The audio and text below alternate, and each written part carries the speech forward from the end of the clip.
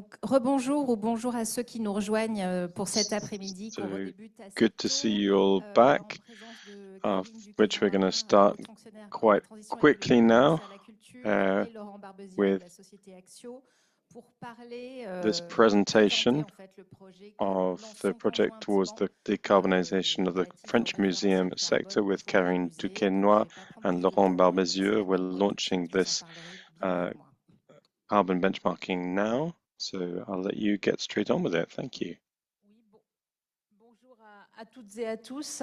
Yes, good afternoon, everybody. Je pense que pour activer donc le point était de commencer avant d'entrer dans cette partie autour du projet référentiel To carbone get going, par before talking about poser the carbon benchmark, le contexte et we le wanted cadre to dans try and lequel give a bit of a il s'inscrit. context to À la this fin de and l'année a bit of the 2023, backdrop. lors de la At the end of dernière journée 2023, du réseau des musées during the organisé last par le day service des musées de France, organized by the French évoqué, un certain Museum nombre d'entre vous étaient dans la department, salle, a le number of you projet were qui était à ce there. moment-là I sur le talked point de about a sortir, mais je project l'avais which was montré en just about version to come papier out, toute but I pleine, showed the paper qui était version, notre projet de guide d'orientation et which d'inspiration hadn't pour yet la been transition officially published, écologique de and la it was our culture. Et c'est dans ce guide and contexte, et je guidelines vais y for revenir the un petit ecological peu plus en transition in détail, the que cultural s'inscrit sector. ce And projet de this is the référentiel qui context in s'inspire which de très this nombreux outils. benchmarking Donc, ce comes, guide d'orientation et and also a d'inspiration whole pour la number of transition tools. écologique de la So this culture, c'est guide une for inspiration spécificité and qui, en France, est guidelines sans doute assez for the unique, French cultural sector is puisque has some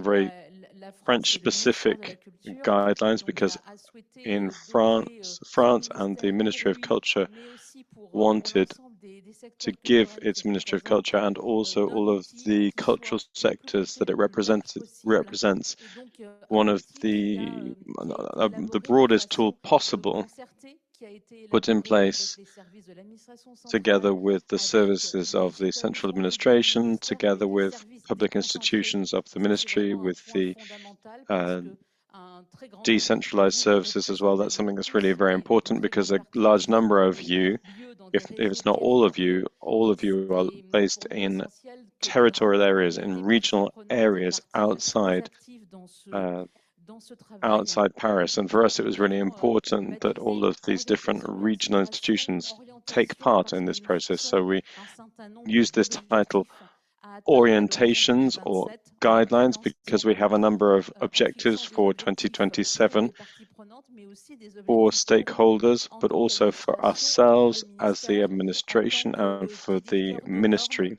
ou qu'organisme as en the capacité d'accompagner les acteurs. organization, C'est the vraiment un body point responsible for très putting in large. place standards and Et les supporting sujets different abordés actors. dans ce guide, So this is really very broad, and the autant subject areas covered la in this décarbonation, la guide are biodiversité, linked la question des to ressources, reducing essayer carbon, d'être le biodiversity, plus large et resources. d'avoir le We're plus de trying to be as perspectives broad as sur possible and l'ensemble des have as thématiques. much On of va a voir, la question perspective de la as possible on décarbonation, all elle est these extrêmement themes. importante, mais elle This est un question of aspect parmi d'autres. reducing carbon is a very On l'a déjà key issue, but largement it's one aspect among abordé others. ce matin. Donc l'orientation et puis l'inspiration, eh bien So la mise en there's avant de bonnes orientation or pratiques guidelines, and then du we also secteur, used in the puisque title this term les acteurs inspiration, culturels n'ont because we pas wanted to attendu present que le ministère de la best Culture se practices in the sector, saisisse because de la cultural actors thématique have not been pour waiting for the être French en Ministry of capacité Culture de to proposer focus et in on this d'orienter before des starting solutions. to De nombreux experiment with acteurs qui sont solutions. présents dans cette A number salle of sont different depuis people de who nombreuses are années here in engagés, the qui room sont have been actifs, working qui in these sont à areas for disposition, qui sont years in impliqués terms dans of le the conservation environmentally friendly design des of habitudes plus vertes exhibitions, et moins consommatrices greener d'énergie. Donc c'est vraiment use, toute une série de points que l'on more retrouve energy efficient approaches. dans le So guide. these are the Donc kind of avec points that you vraiment can find des in this objectifs. Et pour guide. faire écho, mais je vais le dire dans un And instant, perhaps just to pour faire écho à des respond sujets qui ont été évoqués to ce things that matin, have been said this nous morning, essayons aussi d'être we're also au-delà du trying principe de se to fixer go des règles beyond sur des points qui the nous semblent principle of importants, just qui a évoqué. setting rules Parler ce on matin des key travailleurs, areas. des We were talking this professionnels, la morning about the question worker d'appréhension du professionals sujet. Eh bien, par exemple, nous nous fixons taking un hold objectif of pour and que l'ensemble understanding des areas. So one référentiels, of des the diplômes objectives d'œuvre that we're de setting la ourselves is culture that à all horizon of the 2026 qualifications intègrent issued by la the question des diplômes de l'enseignement Ministry of supérieur, Culture intègrent les questions de by transition 2026 écologique should include questions of the ecological transition in their cursus and in their curriculum, so that professionals, when they come and begin their career, they have a perspective that is perhaps rather different than those who are older than them and who are trained in a different environment. The example of comparing with teaching of dance or music, when it was normal to suffer in order to produce and able to be a good artist. Now there's approaches where we would no longer expect to see dancers or musicians trained in the same way as they were trained 40 years ago. And now for all players in the cultural sector, we also have this real challenge. This morning we were talking about standards and exhibitions. What will be the right exhibition in 10 years, 15 years, 20 years time? That doesn't mean it's going to be less interesting. It doesn't mean it'll have less impact on audiences, but there'll be questions of eco-design, support of the production of this cultural product, which will be very different. So these are subjects that we deal with in the guide, and then of course while working with partners. One point that was mentioned in terms of legal questions, reuse, the resistance of materials used, because some people want to do this, but sometimes it's a bit complex. We've actually commissioned a legal study with the Ministry of Culture, which will be published in a few weeks, with a number of different points around the pooling of resources, what compensatory measures can be put in place if you have materials that you want to reuse that don't have the correct fire resistance, for example. So this is a legal study that will be carried out, which will be published and made available to all.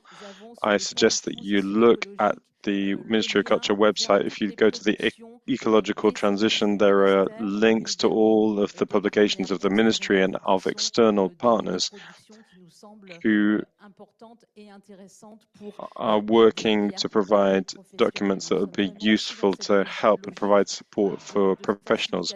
We really want to be facilitators who can help actors.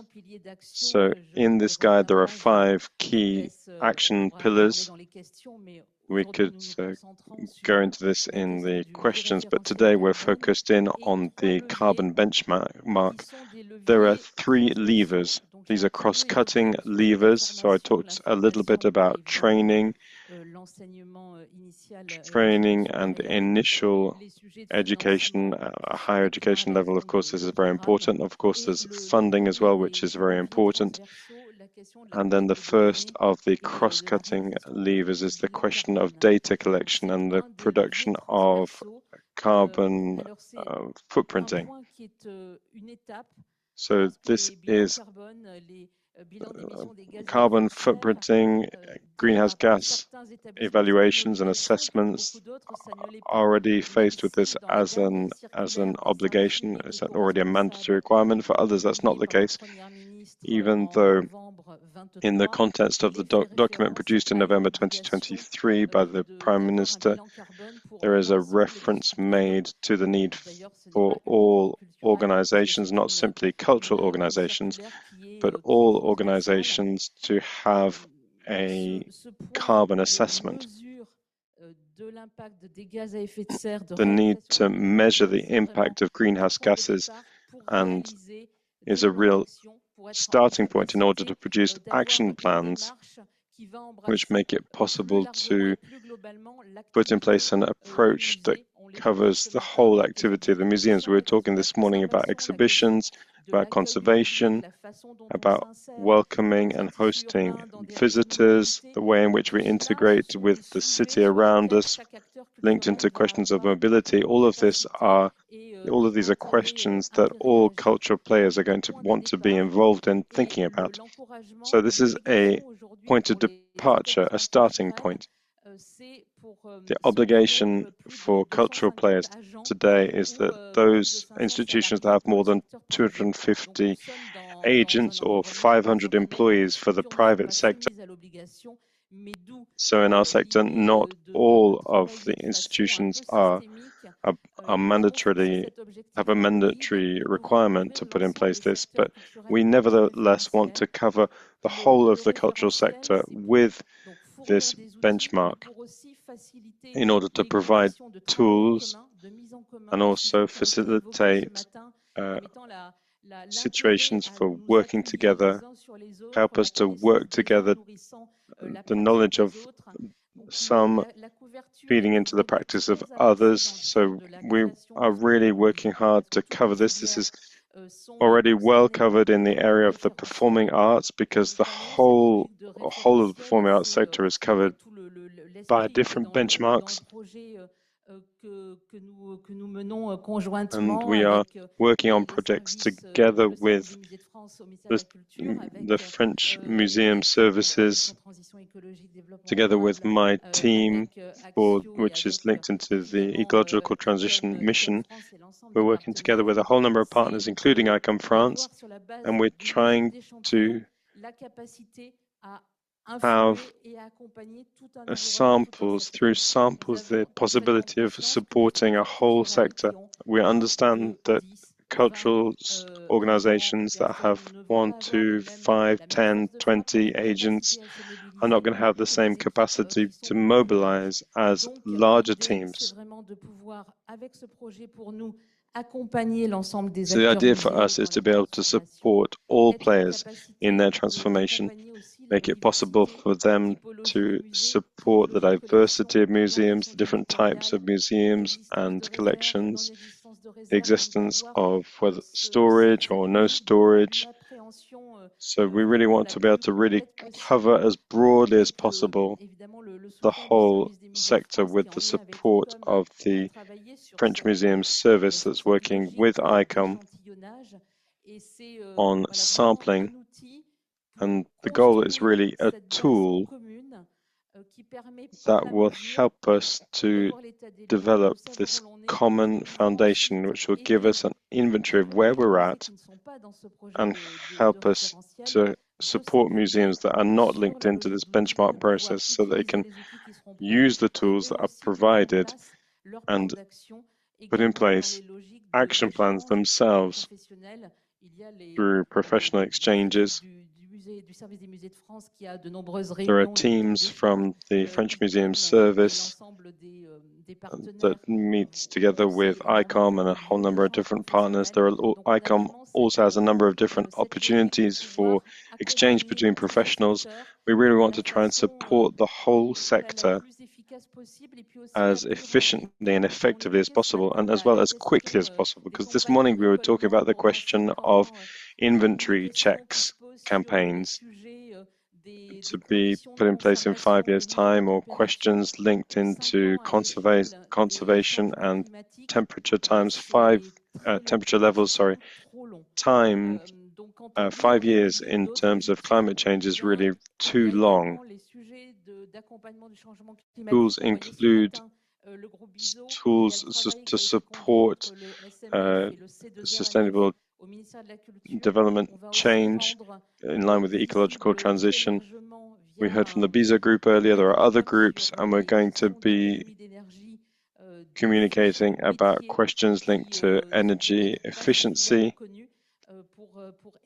with data sheets that are available for different trades and different jobs, which are probably not known well enough. We're also wanting to try and include these questions of temperature control and climate control into all of this in the context of an international situation where the conservation standards, as it was mentioned this morning, can sometimes be a limitation on the movement of some collections. So this is a tool among other types of tools that are available. And then in October, we wanted to launch what we want to call the compass culture, or bouture in French, which is a tool, a self-evaluation tool of the environmental maturity of cultural institutions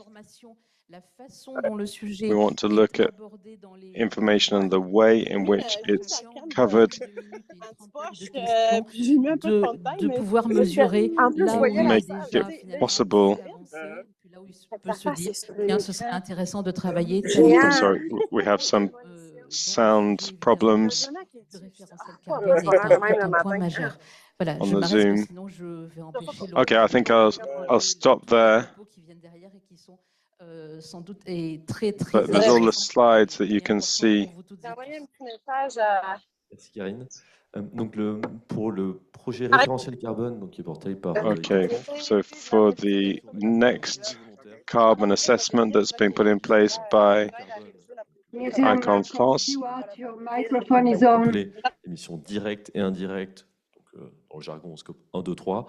Donc ça va prendre en compte les collaborateurs, les émissions liées au déplacement des publics, la conservation. We're looking at issues linked to movement of audiences. Des émissions liées à l'activité de ces musées sur une année complète, donc sur l'année 2023. We're looking at a whole year, and we're going to be drawing on BBE France, who are going to help us support this project in order to support each museum individually at the same time. So put 15 different carbon assessments at the same time and define what actions they need to put in place to reduce greenhouse gas emissions in the short, medium and long term. So this is something that has been developed now for 20 years or so. Now we've selected some museums that want to do this as a voluntary approach. They don't have any mandatory need to do this. So we're working with museums that have different sizes across a whole number of different regions in different contexts, and looking at all the different types of emissions associated with transport or to do with conservation, etc. Of course, the different situations might be very different, even though there might be a foundational raft of actions that need to be implemented, but everything's going to be applied very differently. So the idea is to have this foundational raft of actions, and then which can be applied depending on the type of museum, and then we'd want to offer all museums within ICOM France a roadmap which would help them to understand where their emissions are coming from and what kind of data they need to collect, and what would help them to save time without having to carry out all the calculations about what the top 10 or top 20 actions that would be priorities, with some recommendations for implementations in order to improve the situation.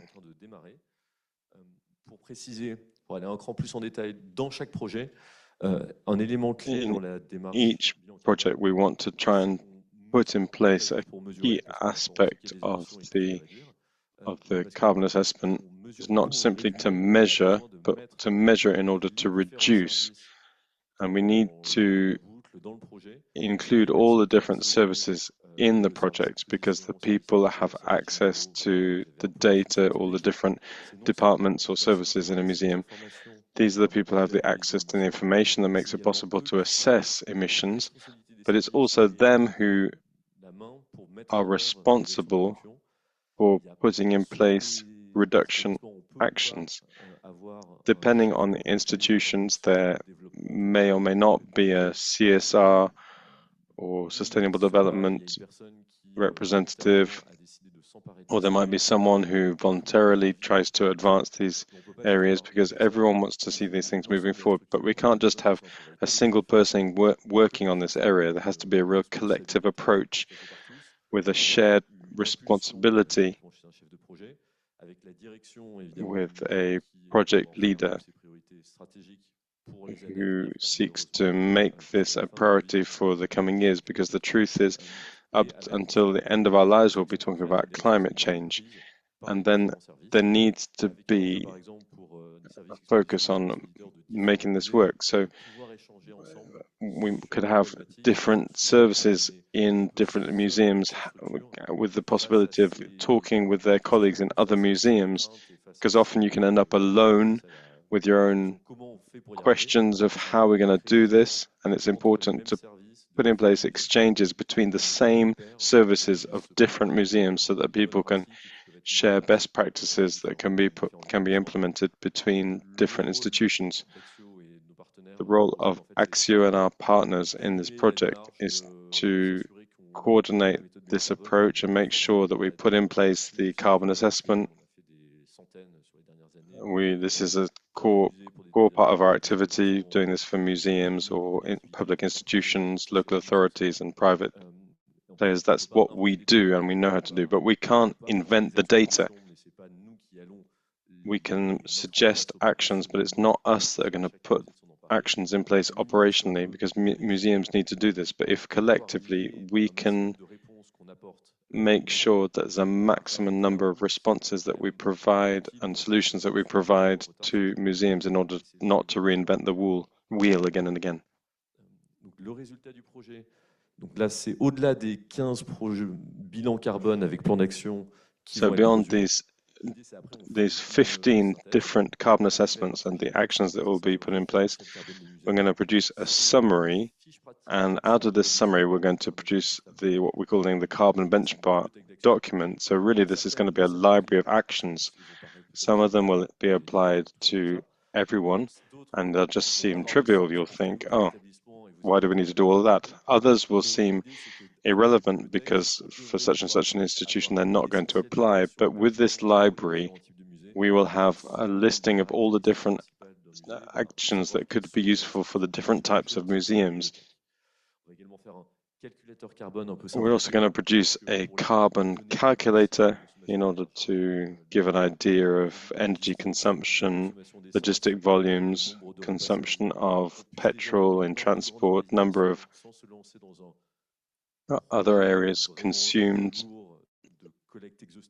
So this would be just a general calculator without having to go through an exhaustive analysis and assessment. So this will give us the most significant areas of data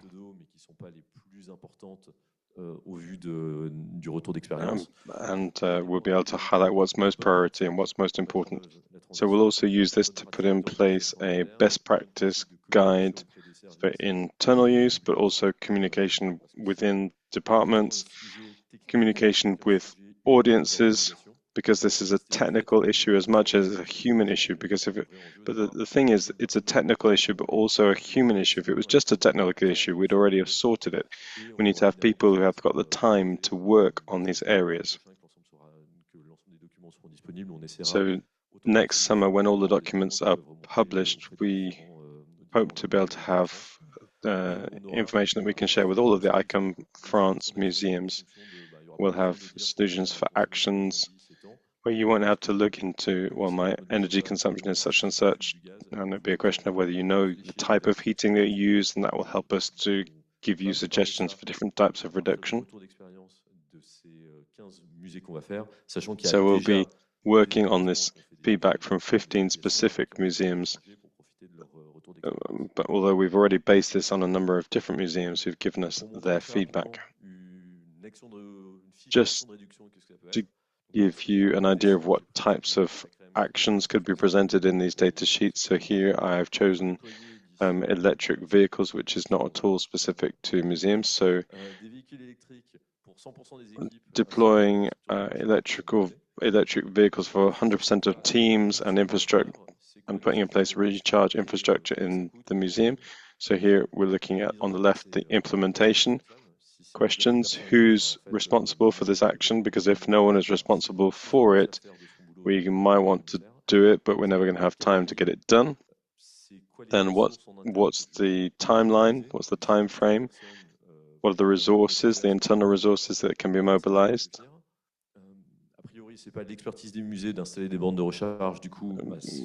Museums aren't necessarily experts in putting in place recharge infrastructure but charging infrastructure for cars.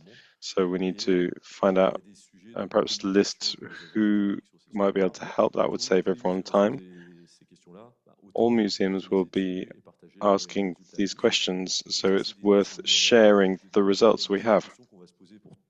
So these are the kinds of questions that we'll be asking for all types of actions.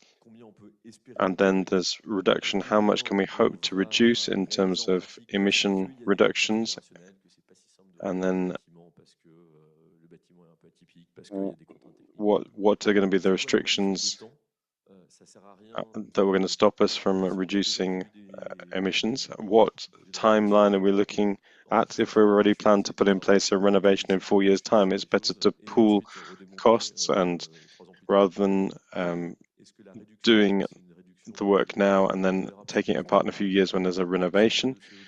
And then in terms of absolute values, are we going to measure this in absolute value or in terms of emissions by visitor, by number of exhibitions, by square meter, because activities can change over time. And the more you have people, the more emissions increase. So we need to make sure that this is all being carried out right. And the last point is that there are some actions that are free of charge and others require investment.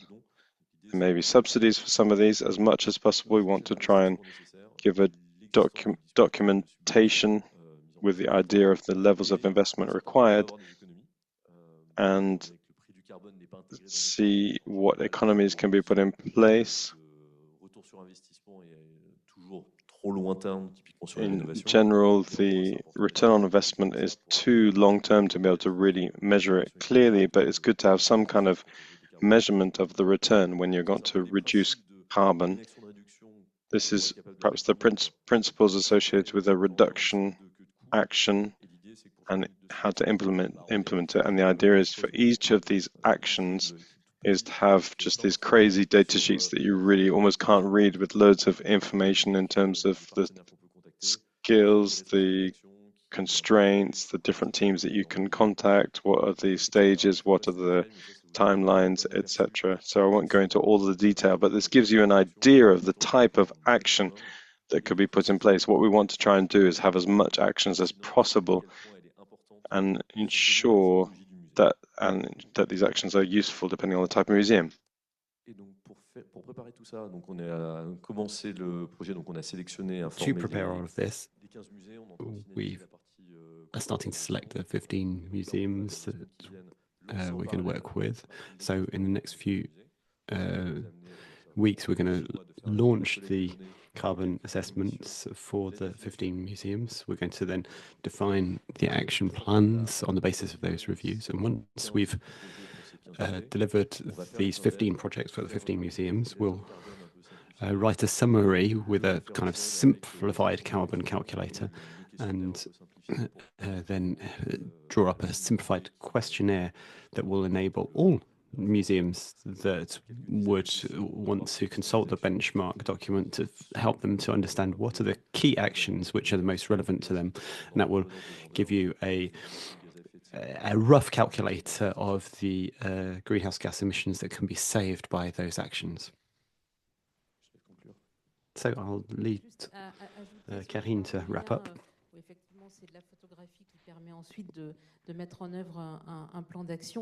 It's this initial snapshot that gives you the opportunity to take some actions.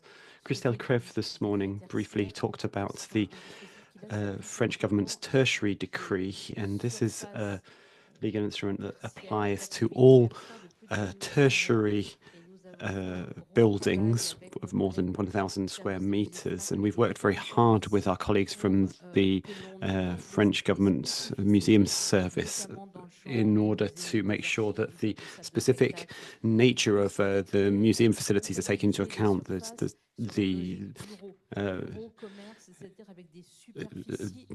archives, the exposition spaces, the the venues within them. This tertiary decree focused on office spaces, and in museums you've often got some very large open spaces with high roofs. So this decree sets timelines for energy savings, 40% down by 2030, 50% down by 2040, 60% down by 2050, and that gives benchmark values that go back to 2010, which is important for facilities where work has been taken into account. So we've got some values that take into account the different types of spaces. If you've got a storage space, you won't necessarily account for things in the same way as for an entrance hall. So as Christelle said, we have worked with the government to recognize venues that have a heritage value. It's important to talk about heritage value rather than historical monuments, because there are some museums that are historical monuments but others that for which these things are relevant, even though they aren't actually considered officially to be listed historical buildings. So for all museums, when there is a heritage nature, there is a 20% reduction in the calculations you have to do. So there's an expert within the Ministry of Culture who is working on this particular point. But once we've carried out the assessments and drawn up an action plan, it's important for us to be able to comply with these requirements and ensure that we reduce our energy consumption, particularly the consumption of fossil fuels. We'd be very happy to take questions. I think we've got a few more minutes in this session. Thank you very much for your presentation. I have a question about the way that some emissions items are counted and calculated. We did such an assessment for the museum in Reims, and some aspects are not easy to take into account. How are restoration activities taken into account? How do you assess its carbon emissions? In the carbon assessments that you are proposing to do, will you work on a method that can be applied by all museums in quantifying the carbon impact of certain specific actions? Well, to answer your question, yes, and I'm opening a bit of a Pandora's box here, but we have ways of analyzing certain activities. It's basically based on multiplication. So you have a number of items, a number of meals, for example, that are served, and then you have a number which relates to the carbon equivalent. So a meat-based meal, meat-based lunch is about 500 grams of CO2, for example. That's just an example. Sorry, when you said restoration, I wasn't talking about restaurants serving food. I was talking about restoration of artwork. So for restoration of artwork, typically one of the key issues is to discuss this with stakeholders. Who are your suppliers? And we can ask them how much energy they consume for each action that they put in place. So we had to think about what the unit we would use. Would it be the hours of restoration? Would it be the roof area of the floor area of the space that's used, or the amount of products used? So it'd be important to go to other parts of the value chains. We're going to, in our 15 carbon assessments, prioritize some of the most frequent actions in order to generate physical data about the activities of our upstream suppliers. We're not going to have perfect information about all of the solvents used in each restoration activity, but for such restoration things, we might be able to get energy consumption and the time spent and perhaps the distance traveled, number of kilometers or miles traveled with which vehicle. We might be able to simplify things for a restoration action, and that might give a rough value. It won't be perfect, but an initial idea of what it would be.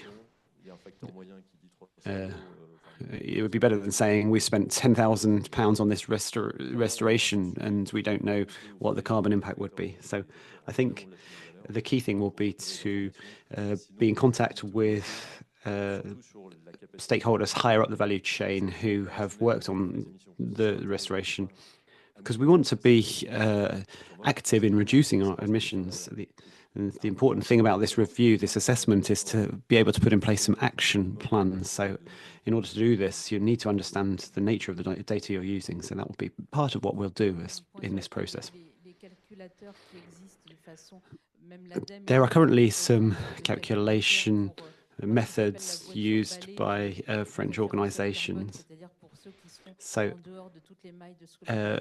there are some data that exist for activities that haven't been analyzed in detail, and they're based on the price or the price paid for that activity. But in those scenarios, we know that the financial value is very difficult to assess. In terms of Scope 3 emissions, we carried out a piece of work with the French environment organization ADEME and the Museum of Live Performance, which welcomes a lot of people from abroad, and we've been working on how to take into account the carbon emissions generated by their visitors. So we'll be working on this between now and the end of the year in order to be able to apply it to everyone. We are seeing some institutions that are over-calculating that. Any more questions with short answers? Hello again, my name is Agnès Galocli. I'm responsible for the Restoration and Conservation Department for the City of Paris. I've worked as an independent restoration expert for 18 years, and I've got a bit of information to give you. Professional bodies for restoration and other museum professionals have already been working on these questions. A survey has gone around the 3 relevant associations on these points, and the results have been fed back to the members. So you could perhaps contact these associations, the AFCCR, La Foi, and Les Primus. And because in terms of conservation and restoration professionals, they have a field of work that is generally restricted to France, but they travel a lot, and the amount of travel probably represents a large amount of their carbon footprint. The interesting thing about what you're saying is that sometimes carbon reductions are slightly counterintuitive. Perhaps the issues around restoration are to do with reducing the emissions in travel rather than to do with the products used in the restoration processes themselves. My name is Laurent Barbezieux. I work for Beaux-Arts. I was previously working for the National Monument Service. So that's why I'm asking a question. You said there's been a lot of work over the last 20 years on this issue. Two questions. Is there any way of capitalizing on things that people have done before? The Louvre did a carbon assessment about 10 years ago. I don't know if it's been updated. And secondly, is there a way of having a more life cycle-based tool?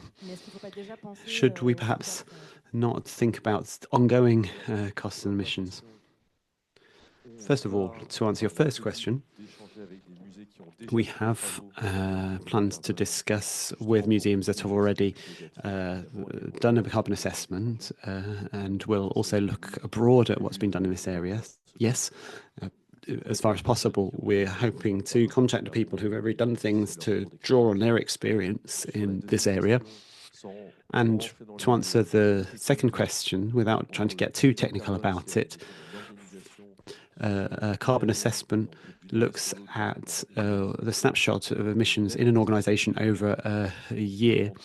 A life cycle analysis, if we follow all of the standards, doesn't look only at carbon emissions, but other aspects such as biodiversity and materials consumption. And then to do that, you need to define a functional unit. It makes sense if you analyze the life cycle of restoring an artwork. You would be able to say, if we're restoring this piece of art with these characteristics and it's travel between this museum and this other place, so it's very specific. But what is the functional unit of a museum? Is it an exhibition? Is it a visitor that comes to view a work of art for 4 hours? Should we reduce travel by having traveling exhibitions? So there's lots of ways you can think things through, and I assume that's what you're thinking about when you talk about life cycle analysis. Life cycle analysis and carbon assessment are two different approaches. Carbon assessment is a bit simpler. It's an easier way to reduce impact, so we'll start with that. But a deeper reflection would be to say, what service is provided and how can impacts be reduced, not just in terms of carbon emissions, but across the whole range of impacts. So I think it's easier to start with a carbon assessment across a whole cohort of museums. And if there are other museums that perhaps could carry out life cycle analyses on certain issues and share their results with everyone, that would be even better. That would be great. One final point about drawing on what's already been done. That's an obvious thing, but regulations have changed. There are different scopes that you look at. So the benchmark now, I think, would have shifted. So an assessment from 2019 wouldn't necessarily have taken into account the travel of members of the public. Some will have done it, some will have not. So it's very difficult to compare two carbon assessments. Okay, in terms of the action plan, yes, the point is to say that all public establishments that are overseen by the Ministry of Culture should have an action plan. The idea is to have a carbon assessment that is less than 3 years old, because that will enable institutions to measure progress. I think that's quite complementary. It's complementary with a life cycle analysis approach. It is clearly a major point, a major issue. There are some points around code design as well, which we might talk about a bit later on. But these are definitely complementary points, and our aim is definitely to be useful to people, and that's what brought us all together as part of this project. In the chat, there are two short questions. The first one is about how the visits of members of the public to the establishment are taken into account, and then a second question about how these projects are funded. I just confirm what Karine has said to us. We will take visitors into account, of course. One of the key issues is to offer as consistent as possible surveying methods to the members of the public, so that if the data is not absolutely perfect, we'll have similar ways to extrapolate it, that we're drawing on the same initial raw information. Obviously, each museum is in a different place, and the transport services are different in each location. To answer the second question about funding, I could give you details of what is funded by the Public Investment Bank, BPI France. There are some actions that are funded by BPI France with the French environmental organisation ADEME. So there's 10,000 euros of funding plus £4,000 of grant funding. But I think ICOM and the Ministry of Culture can fund similar initiatives as well. Yes, absolutely. We are actively taking a role and funding these types of projects in order to ensure that the costs are reduced for all of the stakeholders, to enable every museum to be able to do this. one final detail that I wanted to share, the carbon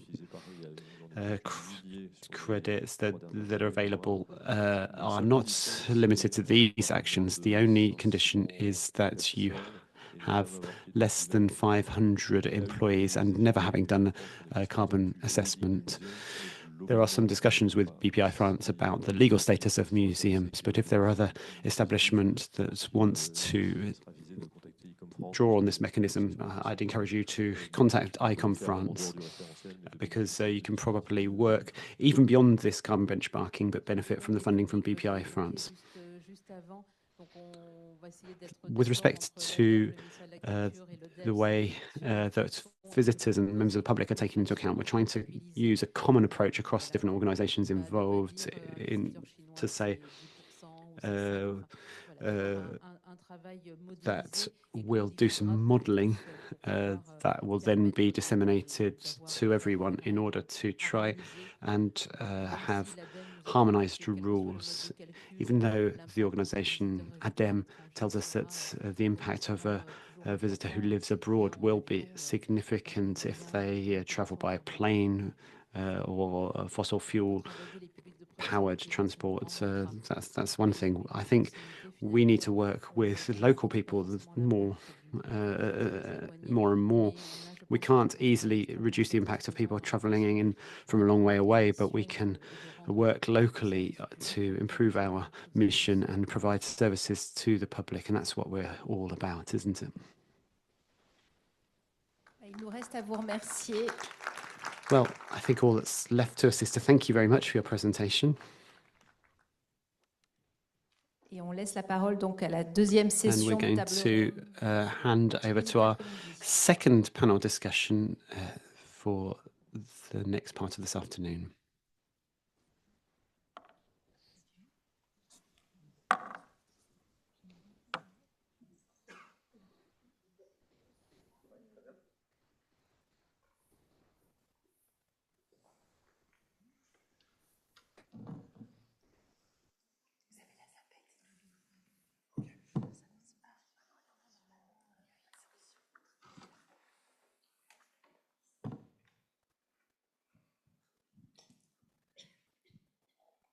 Ça marche? Oui, ça marche pas.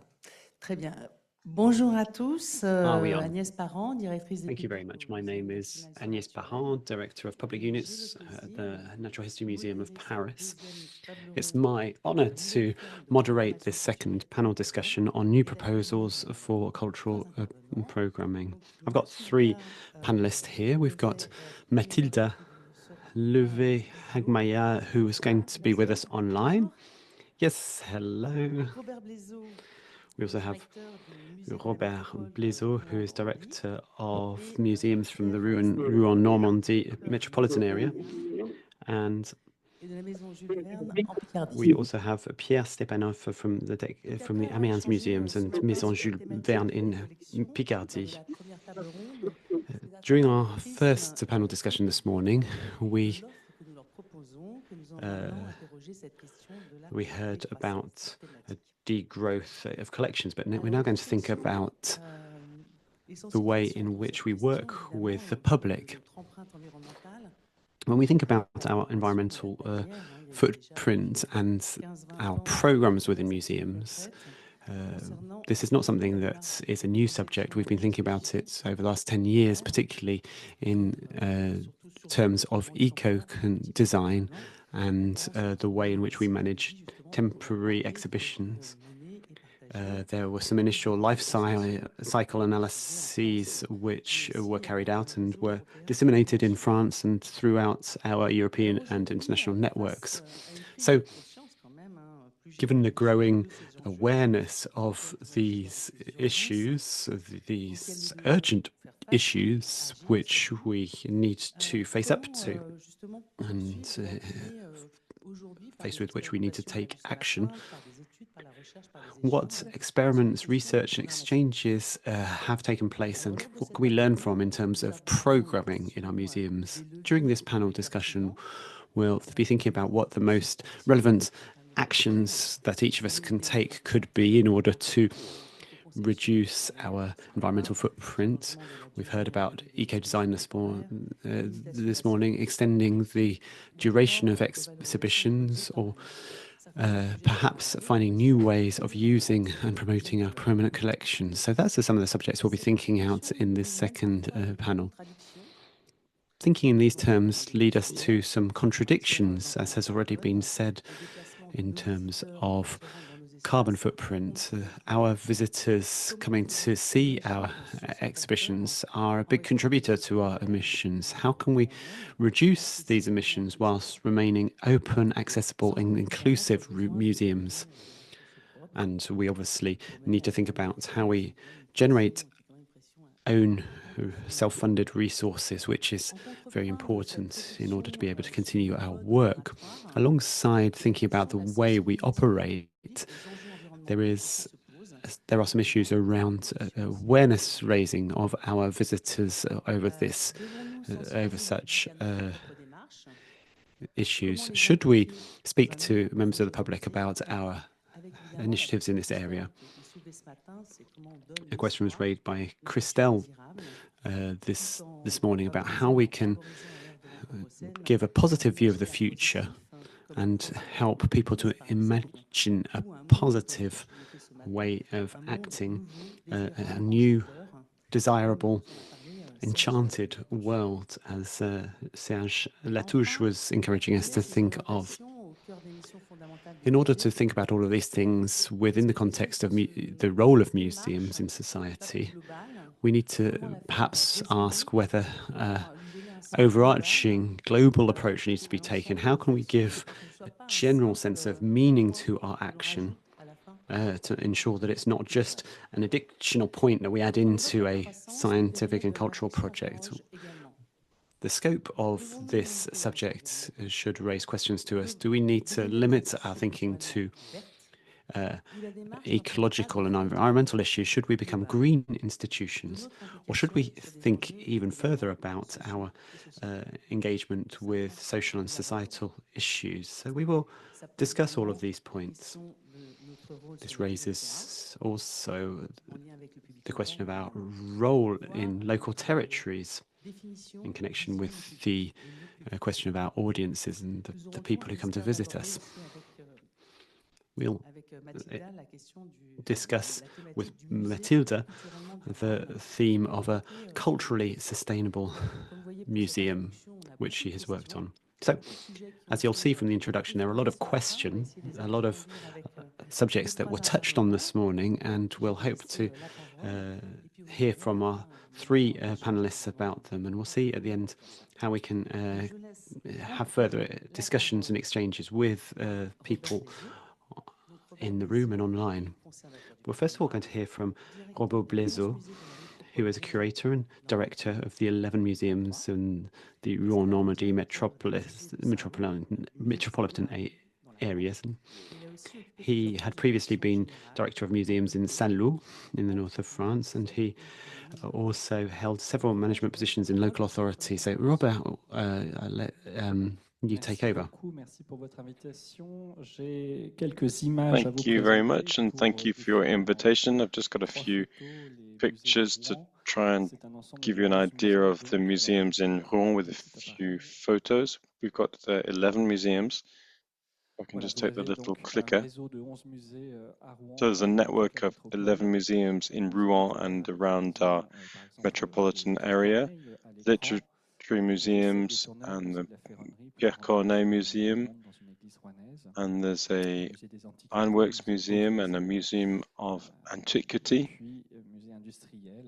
and then an industrial museum which has got working elements that have been there since the 19th century. So that's just a selection of some of our museums. I just want to come back to three ideas that seem important to me. There's the question of the narrative of our imaginations. I think we're all full of contradiction, but also in our language, in our way of thinking, we have this growth model and this international globalized mechanism.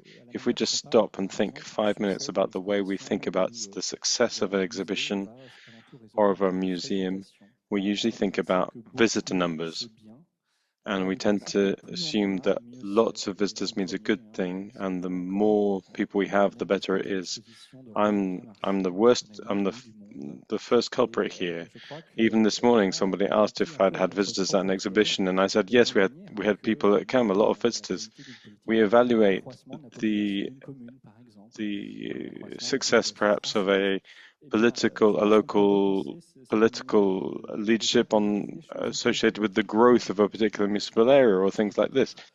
Growth is always the focus, but I think it's important for us to think about whether it's important to count in that way.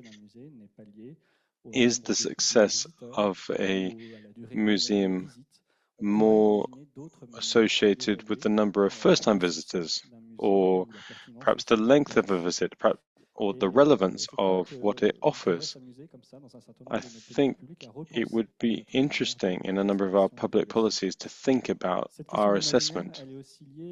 This question of our way of thinking is also associated with the question of the messages that we present. I think we have an advantage in the cultural sector because we have artists and we have works of art that have a power, an evocative power that makes it possible for us to develop another kind of narrative and give a desire for a future that is different, in which we don't have to get on a plane to go and visit something on the other end of the world, but we could actually travel sitting in our bedroom or at home or just going to a museum. And then, in terms of our way of thinking, there's not also just the question of carbon, but there's also the question of biodiversity, which also has a really important power linked into our way of thinking. Questions on resources and water and the collections and the know-how that they present our resources from which we can draw. So in terms of this question around our imagination or our way of thinking, is that in Rouen we put in place a scientific and cultural policy where we wanted to look into the 17 Sustainable Development Goals presented by the UN. This is not a perfect system, but it is a system that helps us to think about progress in terms of sustainability.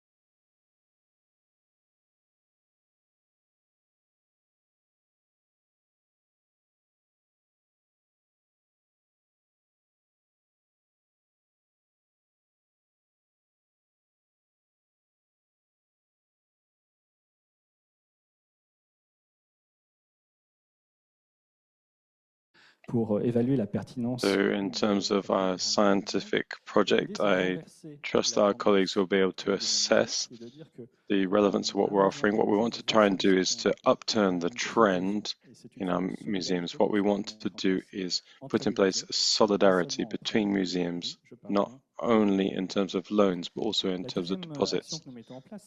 The second action that we're trying to put in place is the question of exhibitions. I think if we extend the period of exhibitions, we now have got our set our expositions at least 6 months. For some of them, that might be a period of a single year. That means we're going to reduce the number of exhibitions. So we're going to be going down from 20 exhibitions across the 11 museums to around 10 exhibitions every year. The goal is, of course, to make sure these are long-term projects. We want to have an exhibition across the summer. When you have a summer exhibition, you don't reach school children, but when you start in the summer and you go up until September, you can reach tourists and also school children and people, local people. I want to call on my colleagues to start moving in this direction, because if we start doing this, we will manage to remove a number of obstacles, because currently it's challenging to get loans for a longer period like this. Then we put a condition of our loans on with a minimal exhibition period. We had a museum in Spain that wanted to take a loan of 2 pieces for 3 months, and we said we would give them if they would keep them for a year. It seems to me that helps to offset the ecological cost of the transport. We can't do that for all works, but we can do that for some works. And of course, the audience of the receiving museum will be very happy to have these pieces. And we're also looking at the conditions for transport. We're looking at crates for transport made of biosourced materials.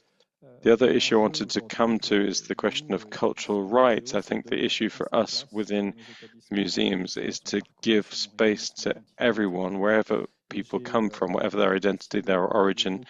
And I really appreciated this word this morning from Serge Latouche of pluriversality. This is something we want to put in place in the Beauvoisine Museum in Rouen. This is a museum that has 2 collections, a museum of antiquity and a natural history museum, which is an archetype of the separation in the same place on different levels, with what is linked into nature and what's linked into culture. And what we're trying to do is to connect these collections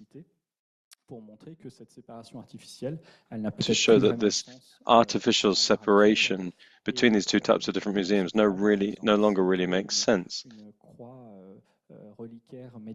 For example, a medieval relic of a cross with precious stones and gemstones can be exhibited alongside a collection of gems and stones that make it possible to talk about the origin of materials. We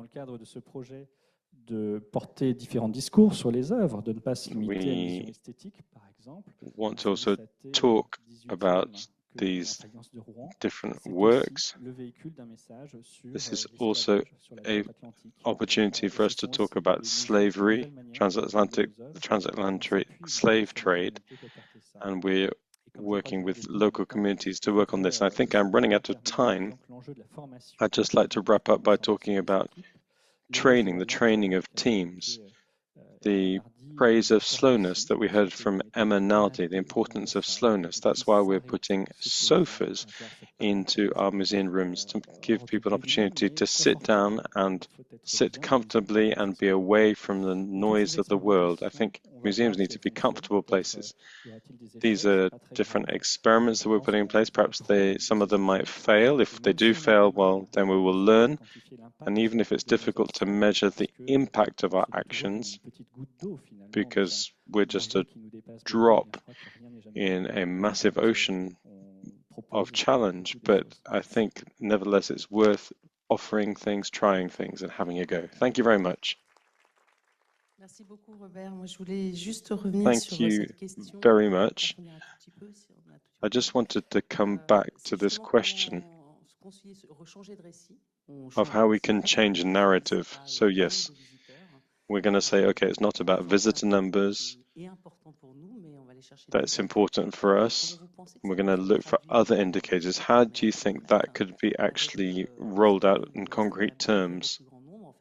By, if we, where we want to do massive actions which reach a number of people, or we want to have more intimate approaches that go deeper alongside this question of our own resources and the resources of museums. What have you done actually to change the narrative in this way?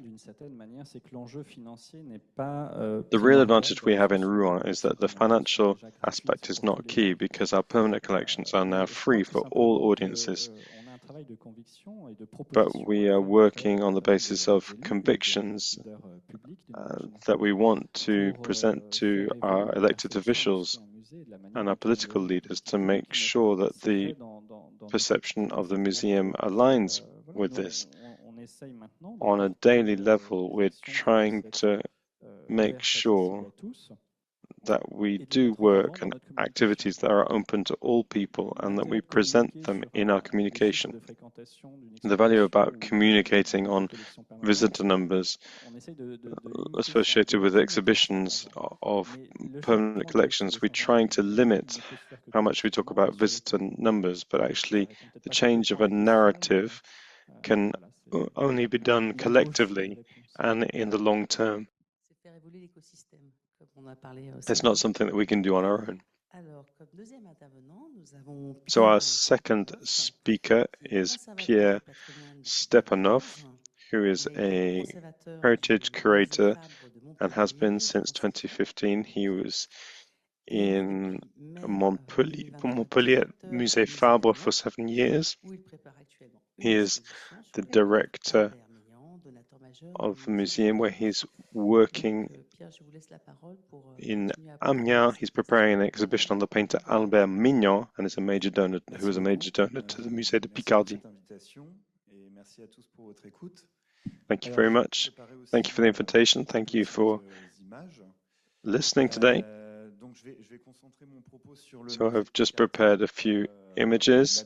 I'm going to be focusing in on the Museum of Picardie beyond the Museum of Amiens, because the other museums are not open to the audiences at the moment, because the key issue for us is the Musée de Picardie at the moment. This is the main museum we're open to the audience, open to the public.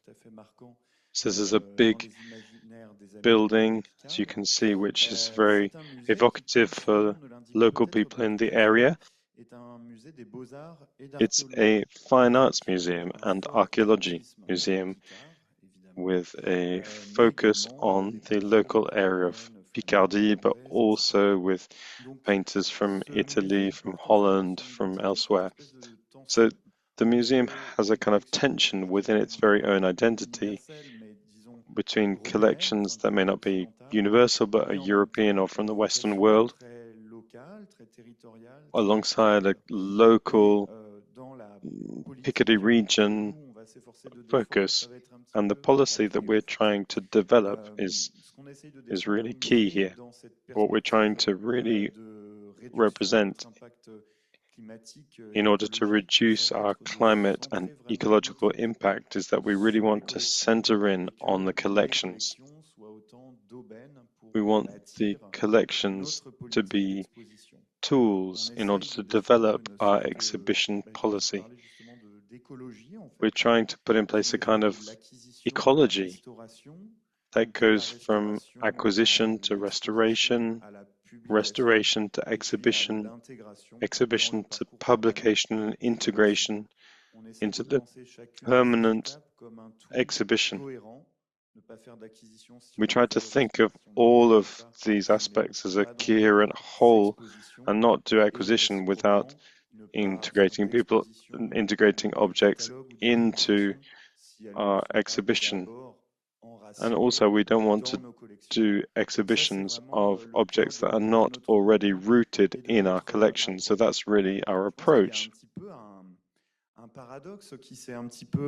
There's something of a paradox here that we've heard in what we've heard up till now.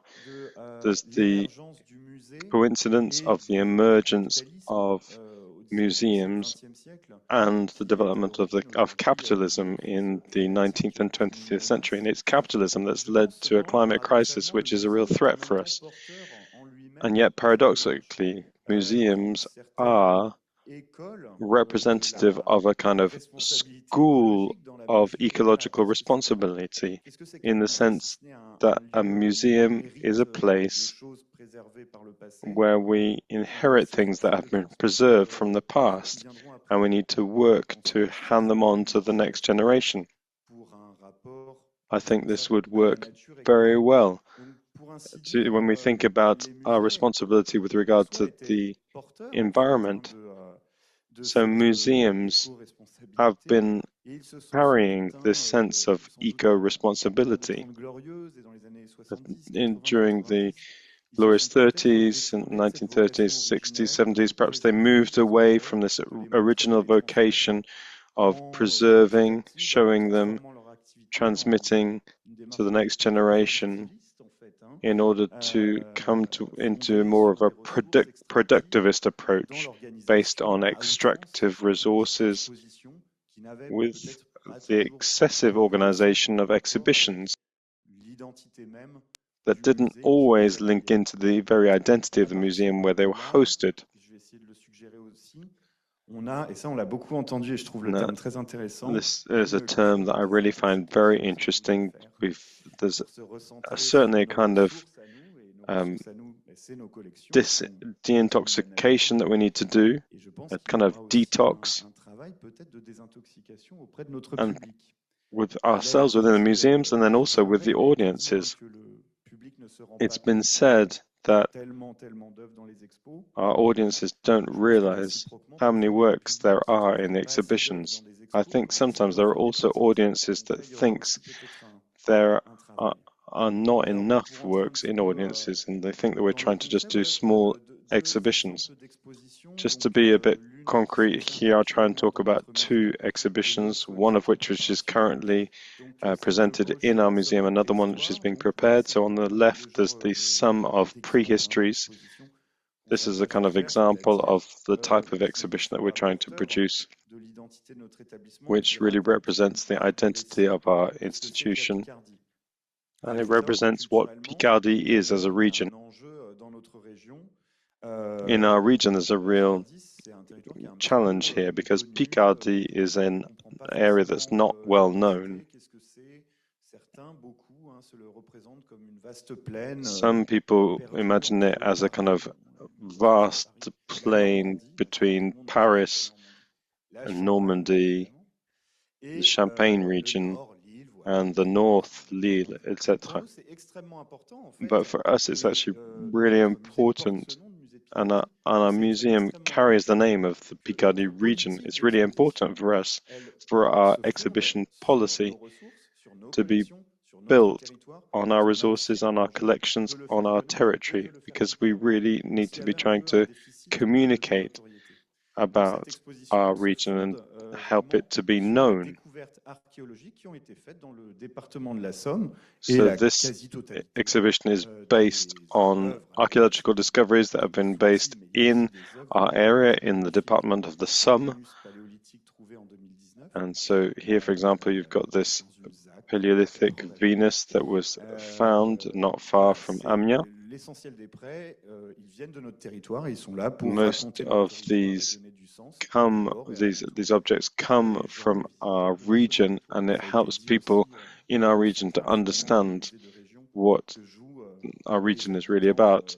This is also links into the key role that local residents play in regional museums. Our next exhibition will be focused on the painter Albert Mignon, and you can see a painting here. And here it's more about the identity of our museum rather than the identity of a region, because our museum has refused a number of works from this painter, which requires us really to do a retrospective exhibition focused on this artist. That means we're going to restore a great number of works and bring a number of these works out of our stores, and we're going to have an exhibition of which 80% of the works are going to be our own, and of which 70% are not currently visible. So I think this is really very interesting. So I think all of us have some amazing resources in our stores, because it's not necessarily about showing audiences what they already know, but showing audiences things that they don't know about, so they discover new artists. And I think here the ecological and environmental investment here is worth it, because it's going to be an opportunity to publish the first exhaustive catalogue of the whole career of this artist, organize the first exhibition focused on the career of this specific artist. And in a sense, for us, from an ecological perspective, this is a way of promoting and using our resources, because Mignon will now be better known through this exhibition and as a result of this exhibition. In a more technical approach, our museum has had, well, we've had the luck of maintaining a certain tradition which is now really relevant. We've maintained large technical teams within our museum. The Museum of Picardy in the 1990s, 2000s, 2010s never outsourced the manufacture of scenography or our presentation furniture, and actually we realize actually it's really good that we've maintained these teams, we've maintained these machines, and that we can do a lot of reuse. We can reuse the presentation material, which you can see being put in place here, which was being used for one of the exhibitions and will be reused for our Albert Mignon exhibition. But this is also a reflection of a political decision that was made in terms of human resources management. Our local authority decided to maintain this team, in particular during the renovation of our institution between 2017 and 2020. In fact, the team and the museum were equipped with machines that have made it more effective, and it's also made it possible to be able to store this presentation, this exhibition furniture, and be able to reuse it. Now, reusing means being able to store and have store places. Well, at least presentation furniture requires is less constraining in terms of what's required in terms of climate and temperature for storing. But we have an organization called Muse Nord in our area, which has put in place exchanges between museums to reuse and share scenographic equipment. It's never very easy to think about exchanges between regions, but it is easier in a region where we are, which has got lots of museums and which is not massive geographically. But I think this kind of exchange is helpful and a really good idea. So I just wanted to wrap up in terms of raising awareness of audiences, because you asked this question about how we can communicate about this effort and this focus on collections, which could lead to a more ecological approach. I think it's really important for us to include this idea in the curator introduction to a museum visit. Everything I've just said to you about the fact of promoting an artist like Albert Mignon We could say that this is a scientific duty. He's a really interesting artist that is worth focusing on. It's perhaps a moral duty as well, because he's given us lots of works and we can thank him. But it's also an ecological duty, because we're using our resources rather than going to get resources that we don't have from museums all around the world. So I think we can really defend this particular approach.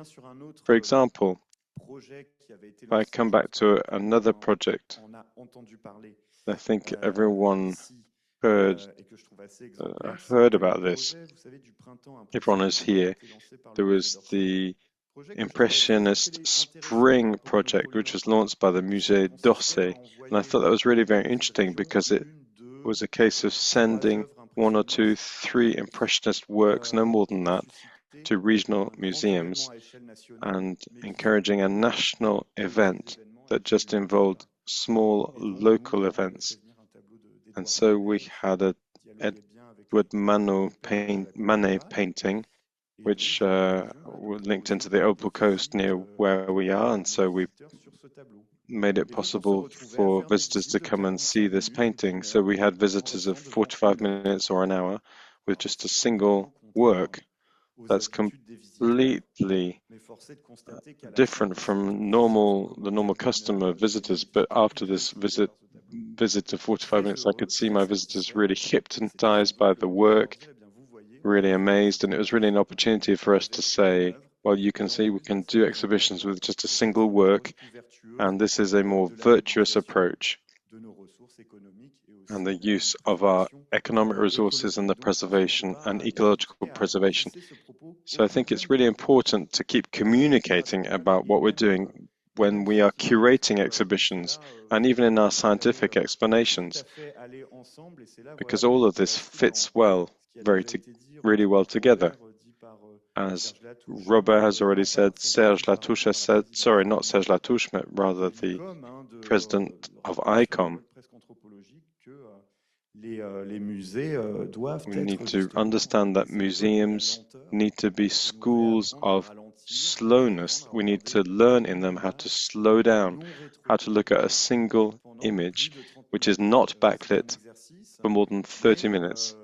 This is a real exercise, but there's work to be done.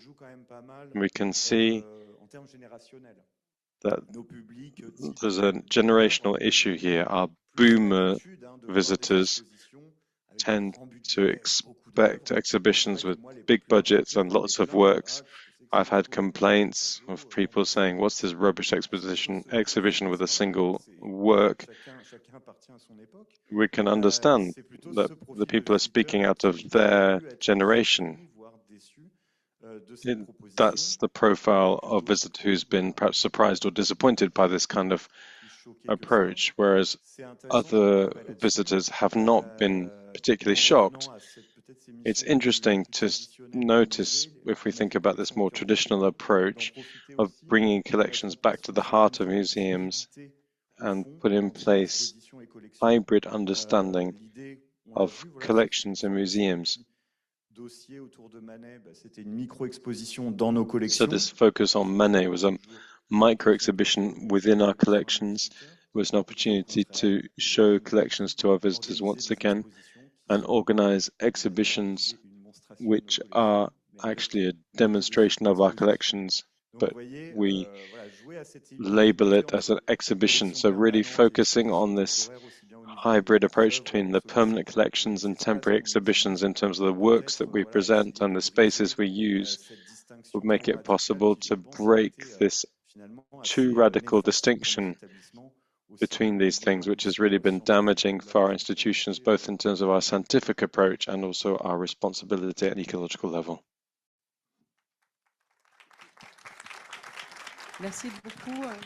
Thank you very much. Thank you, Pierre. I noted down a few questions, but I think you've answered all of them already, so that's great. We're going to hand over now to Mathilde Levé-Hegmeyer. Can we see her on screen here? Mathilde is head As head of the Publics Unit at the Ethnographical Museum of Geneva, she is responsible for the museum's corporate social responsibility policy. Previously, she specialized in the management of large-scale projects with audiences at their core and in the implementation of cultural participation at the Directorate for the Department of Culture at the Geneva City Council. So Mathilda, over to you. Thank you very much for this introduction, and thank you for welcoming you to this conference today. I want to talk to you about a project during which professionals at the Ethnographical Museum in Geneva and people who had a background in migration and intercultural mediators got round a coffee pot. These intercultural mediators were themselves former refugees who were part of the community of new arrivals in Geneva. However, before I talk about this project, which came out of a mechanism we called the MEGLAB, and the project that we ran, which was called Jebela, I want to give you a bit of background to help you to understand the intentions behind this project. Since 2020, MEG has taken a methodological approach that draws together social, societal, economic and environmental concerns in its corporate social responsibility approach, CSR. We've tried to look at sustainability from all perspectives and not just the environmental perspective. Our museum, MEG, received a THQSE certification, very high quality of environmental and health and social impact. We're the first HSQE museum in Europe, the first in Switzerland, and it's a certification of CSR based on the ISO 26000 standards and the Sustainable Development Goals, the UN's SDGs, and the efforts to meet those goals. However, in my presentation today, I'm going to focus on aspects related to our audience. Degrowth is an interesting aspect of CSR. You can see on the slides our building, which is celebrating its 10th anniversary this year. On the right-hand side, you see our permanent exhibition spaces, which are currently being renovated with some new artifacts that will be presented to the public soon from the 1st of November onwards. Degrowth is a central theme in our CSR approach. Some of the recommendations that we have put in place include the 5 R's of reusing, repairing, recycling, reducing and renouncing. And those 5 R's are part of a degrowth policy which focuses on 8 R's: evaluating, reconceptualizing, restructuring, reducing, relocalizing, recycling and reusing. I just want to look into 2 of these R's, repairing and relocalizing. And I'm going to connect them into our museum's role, which puts the public at the heart of its work. We have a statement which says that our museum creates experience that stimulates the public and encourages people to take care of all life forms. Our museum is well connected into our local territory, and we want to enhance that link. 1/4 of our visitors come from the Geneva area.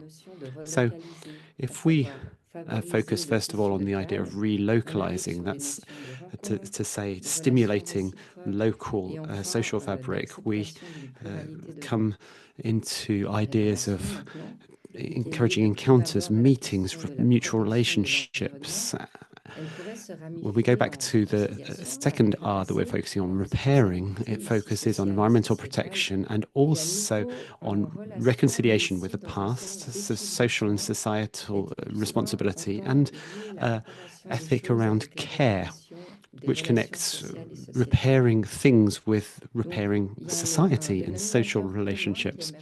One common denominator that comes out of these two concepts is the idea of slowing down. Emanadi has already talked about a slow approach this morning, and this is something that's very necessary for us. It's a positioning that's necessary in order to promote encounters and meeting between peoples. When we slow down, we are able to repair things and create the types of experiences that our museum seeks to do. So I've given you a bit of a technical description of the background of what we wanted to do to try and help you to understand our DNA, which has fed into the broader process of transforming our museums, and particularly the way we deal with contemporary issues. I want to talk to you about a bit of input we've had from Kristen Carpenter, who is from the Museum of Indigenous Peoples. She talks about the idea of a sustainable museum. This concept sees a museum as a place in which cultures circulate based on exchange and sharing, and the idea, a place where there is a place of exchange of points of view. So the museum is not the only source of knowledge. It facilitates the opportunity for people to share their perspective. So here we have the idea of cultural dialogue that was mentioned this morning. So the Meg Lab that I mentioned at the start of my presentation was born out of all of these types of thinking. Meg Lab is a mechanism by which professionals in different areas, artists and members of the public can co-construct exhibitions and art forms. It's considered to be a resource for the public. The aim is to leave a sustainable mark of some form, a recording, an object, an installation, or some documentation. There's no particular pressure to generate a particular deliverable or a result. The process is considered to have a value in and of itself. So what is success built on? It's about mutual trust between the parties as they listen to one another and as expectations, desires and interests emerge. This is a very significant paradigm shift. We're not identifying the needs of the public for them. We're not generating needs, as is the case in marketing. We're not looking to grow, but we're looking for connection. We accept the fact that things might take a long time. They might take time. I was talking to you about a coffee pot, and the word for this is jebina in the Tigrina and Amharic languages of Ethiopia and Eritrea. Agnes might be able to show us the second slide now at this stage. Can you see the second slide? I can't see the screen that's being shared with you. No worries. I'll carry on in any case.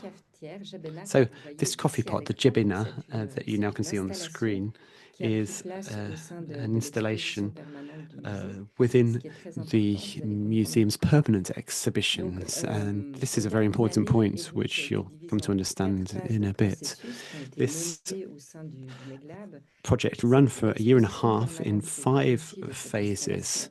This installation was eventually added to the permanent exhibition. It started around this coffee pot, which was from the museum collection from Sudan. The coffee pot is surrounded by 6 cups bought in Geneva but made in China with Eritrean motifs on it. The background of the showcase is illustrated with 6 people sharing a cup of coffee. This background was created by an artist connected with our working group. And there's also a soundscape connected with the cups, which describes the steps of the coffee ritual from roasting to serving the coffee, but it also includes personal stories from the participants. It was important to connect rituals with the day-to-day life of individual people. The question of identification was key to this project. At the time when the Jebena was placed in the showcase, the participants realized that a filter was missing, so we got teams of staff from our museum to go and find a filter made of plant-based materials. The texts were written by our working group, and the title was printed in 3 languages, Tigrina, Amharic, and Arab, in order to incorporate the Jebena in its cultural context. Rather than describing the phases of the process, I'd like to talk about the issues that were highlighted through this process. The participants gradually learned what could take place within the museum. The museum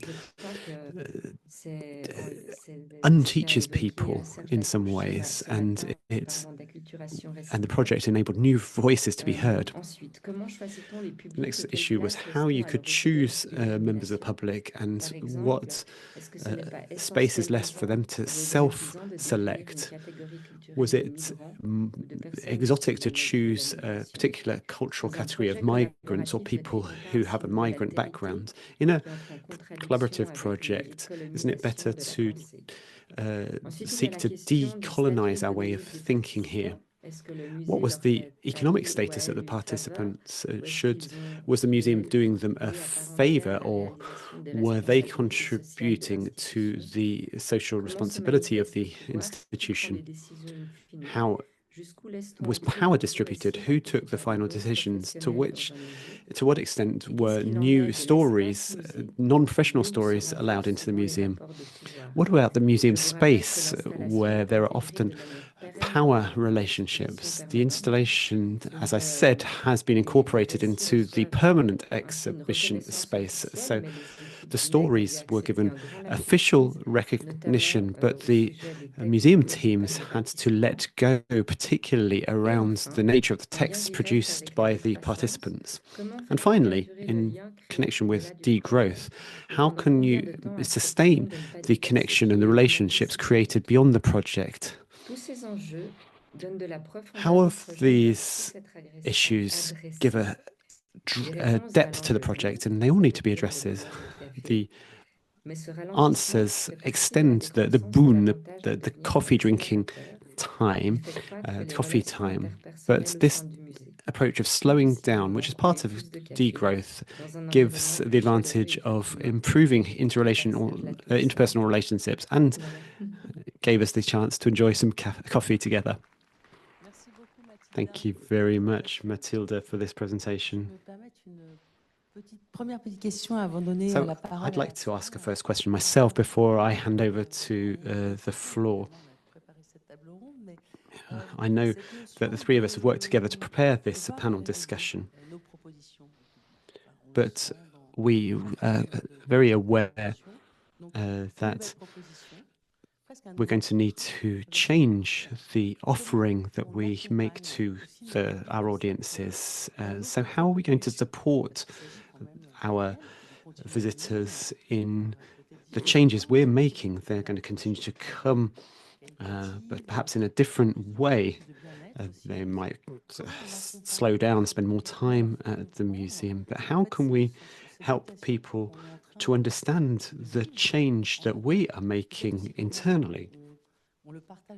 And how can we share it with our in-house teams? How can we support our visitors? If we were to think of it in marketing terms, we could explain things to visitors, but we're not really taking that approach. So how can we communicate this type of approach? Who would like to give an initial answer to that question? So how do we do it? I think that those of us here who are teachers or professors know that you have to repeat things again and again and again. So through what channels? I don't know. There are different ways of communicating. But perhaps something that could help complete the circle in terms of corporate social responsibility is an aspect that, to some extent, has disappeared in this approach that we've taken in the past to having lots of exhibitions. I think there is an issue around belonging and a sense of ownership of collections. I think what we're trying to do, what we need to do, is to help visitors to understand that this isn't just about their culture, but instead it's a civic activity, that the visitor is visiting collections that belong to them. So this new approach might be more responsible, and perhaps we can include visitors in this sense of responsibility by helping them to understand that the collections belong to them and that these collections have an environmental impact. And that's perhaps an approach that we can use to help visitors to take a sense of ownership of the works and everything that goes along with it. So that's perhaps an approach I would take in order to start to think through the social and environmental implications of all of this. Can you hear me? Says Mathilde. Can I speak now? We can't see you on the screen yet, but I'm sure you will appear in a moment. In the Ethnographical Museum of Geneva, we've chosen to deliberately communicate about our intentions and what we're doing. We've got a slogan, let's get committed to a more inclusive and sustainable world. So we have said very publicly that we don't want to be seen as a place of aesthetic contemplation anymore, but we want to have a role in improving people's well-being. So this is an explicit thing that we communicate about on our social media and through our activities, including our cultural mediation. And in our 2025-2030 strategic plan, we're just finalizing the question of our visitors' expectations in terms of degrowth will be asked and expressed in our communication with the public. In my view, the difficult thing is that we don't really know the expectations of our visitors. We often offer a program of activities without really co-designing it with members of the public.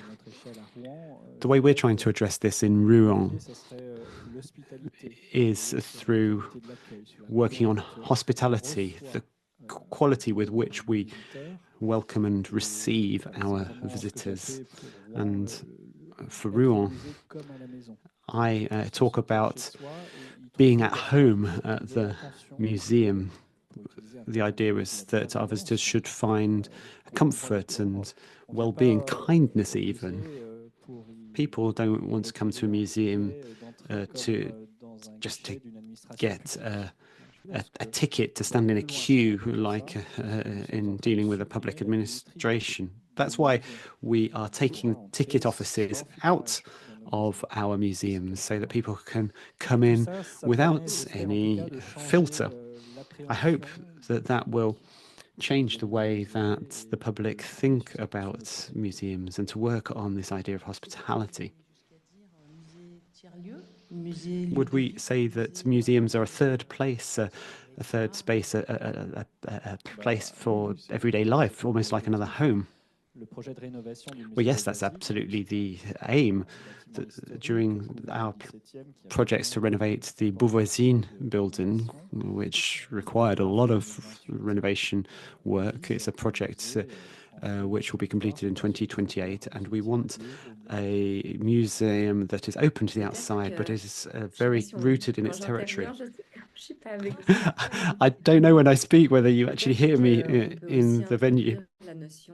But perhaps we could talk about the idea of the habitability of the museum. It's a very interesting concept which connects with the idea of co-designing exhibitions with members of the public, or in our case with source communities or artists that represent certain source communities. The current exhibition, Geneva's Memory of the Colonial World, has 3 or 4 capsules that were co-designed with artists in dialogue, in resonance with the museum's collections. And we try to create spaces whereby our visitors can co-create things, places where people can slow down, stop and think about the things that we're trying to get them to think about. So this idea of habitability, livability in a sense, is aiming to help people to identify with the museum. I have to say that I don't entirely agree with you. I'm going to just tug on the thread that I suggested earlier on. I want museums to be better than home. I don't want it to be like home. I want it to be better, bigger, where you can see things that you don't see in your own home. It gives you access to things that you don't have at home in your own private space, but it enables you to enjoy a sense of collective belonging, belonging not to your own private life, but to a sense of community life. So a museum could be a place where we start to think about our belonging to a collective group,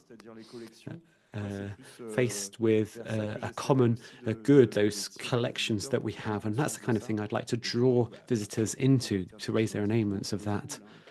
And there's a whole bunch of things that are prohibited in museums. Don't touch this. But these items are part of our collective heritage. They belong to us all, and I think that we can create common experiences via museum experience if we can experience them as a public space rather than a private space. Before I hand back to the floor, I can see that we've been covering a lot of ground: environmental footprints, degrowth, sustainability, sorry, and we are now focusing on social and societal issues and the identity of museums. What are museums all about? So a brief conclusion there before I hand over to questions from the floor.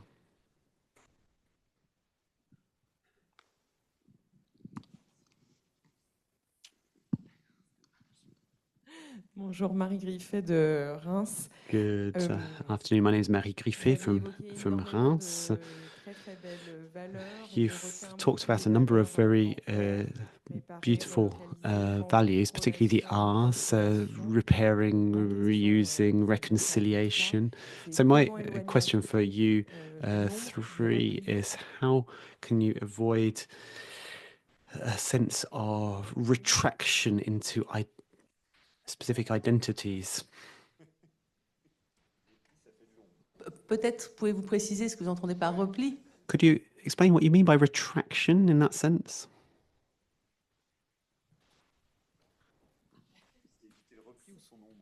Il y a sûrement des récupérations de la part de certains élus, certains I think some politicians tend to use concepts like ecology. Why should we bring a South African artist in by plane? But at the same time, our political sphere tends to focus on local heritage. So I feel there's a bit of a tension between these narratives. How can we explore the wealth that we have in our collections, which is almost infinite? When I say our museums have a plethora of different artifacts, but how can we use the collections that we have locally, and we can invite people who are different to us, maybe even from far away, to dialogue with them? further questions? There are lots of questions in the floor. Just to respond to that, when we have a variety of collections, we can talk about anything. We can talk about the whole world. In 2008 and 2011, the Natural History Museum in Rouen did an exhibition around the Maori heads that it had before returning them to their communities in dialogue with the Maori communities. It's a thing that you can do locally, but in connection sometimes with communities on the other side of the world. Yes, to answer in very simple terms, as Robert has, I think if we explore our collections properly, we realize just how vast they are. The area of Picardy had Celtic heritage. It was part of the Roman Empire. We've got Merovingian heritage. We've got things from Italy. We've got lots of extra European heritage. We can't really exhibit in a way that we want to at the moment, but we hope to be able to do if we're able to open some additional venues and additional spaces. This gives us a lot of resources, and I think we should highlight the fact that visiting a museum brings us into contact with the other on cultural or a geographical perspective. It's important to not look for things that are the same as us, but focus on learning about what's different to us, and that's what I do in our museum policy. Hi there, I'm Valentine Pessamar. I create sound capsules, sound recordings. I had just a comment to make. First of all, thank you for everything you've said. And designs capsules in the museum. Started working, I thought I was going to be working with permanent collections. I worked with the Fine Arts Museum in Reims, and I worked almost exclusively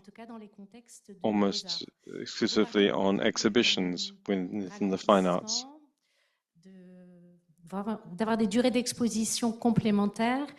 Et comme je travaille beaucoup en co-création, je vous invite and since I work a lot in co-creation, I invite you to think about the fact that after the exhibition is still the exhibition. Working with audiences beforehand is really amazing. As we heard, we really need to be open to everything, and anything can happen. It can be amazing. And once we've closed the door and closed down an exhibition, everything that we've created is still content. In my case, the sound creations are still things that can be shared for a long period of time, especially if we share the rights with those who loan us works in advance. One of the things we've discovered with the Fine Arts Museum in Reims is that the sound creation that we made 7 days after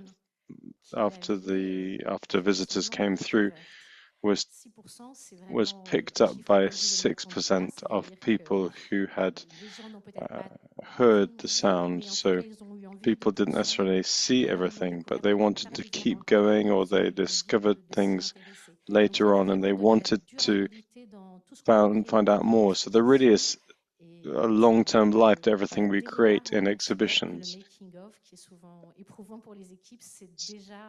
We need to realize that the making of the exhibition, which is the video that represents the making of the exhibition, is something that's worth sharing as well. Thank you very much. Non, enfin, je pense pas que ça appelait de réponse particulière, mais je suis d'accord avec le fait que... I think I agree. The challenge is about how we capitalize on the work that's done for temporary exhibitions. So if I think of the exhibition on the art of Islam initiated by the state in Rouen, we were trying to produce a specific presentation and put in place a link between the temporary exhibition and then the permanent exhibition that we have there. Hi there, I'm a director of scientific museums in Nancy, including a natural history museum. I realize that we're focusing a lot on museums that have another way of looking at things. Perhaps we are pioneers in terms of natural history museums because our exhibitions last for a long time, and that's been the case for a long time. We often work on 8, 9, 10 months. We never have loans that go internationally or across the sea anyway, and we don't have long distance loans in that sense. The problem is that we work with very artificial objects. It's important to say that with a curatorial approach for a fine arts museum, not having the painting that the artist painted at that specific year at that particular time, it really is difficult. It's something that we have to do, but it's something that's really difficult. It's clear that fine arts museums have a lot to learn from other types of museums. I think museums also have a lot to learn in general from other cultural institutions such as libraries, who've really advanced a lot in terms of connections with audiences, with local people. Sometimes I just like to say as well, us in natural history museums, it's true as well. We want to have such and such an animal in such and such a context. It really breaks our heart not to be able to have that. Matilda, please do get involved if you want to. We can see you on the screen now, so if you want to join in, do. Marie de Caso, President of the Arts and Friends of Reims. How can we continue to engage local people through a long-term exhibition? Do mediation teams need to think about how we can multiply our offerings in order to have local visitors coming back through?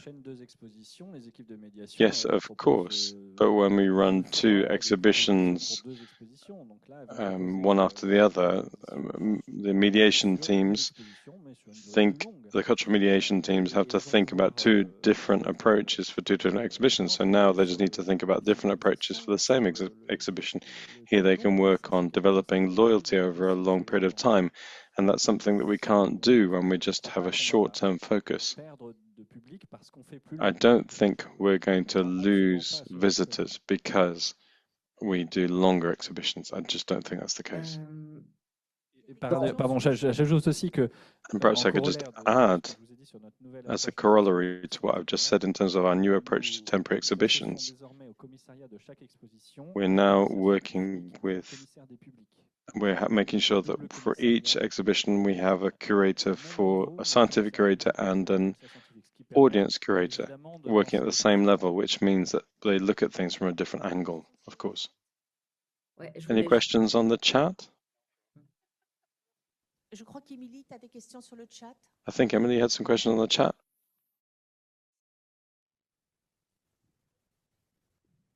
Est-ce que je peux juste ajouter quelque chose par Could I just add something? Yes, of Oui, course, Matilda. je vous disais tout à l'heure que I was le saying MEG souhaite affirmer earlier son rôle social that d'activateur de mieux-être the MEG Museum ce cadre is seeing s'applique itself as également a aux social équipes de activator, MEG. and this Donc, is il also va de true for our soi teams. que le travail des médiatrices et So the médiateurs culturels teams va of être the adapté par rapport cultural mediators,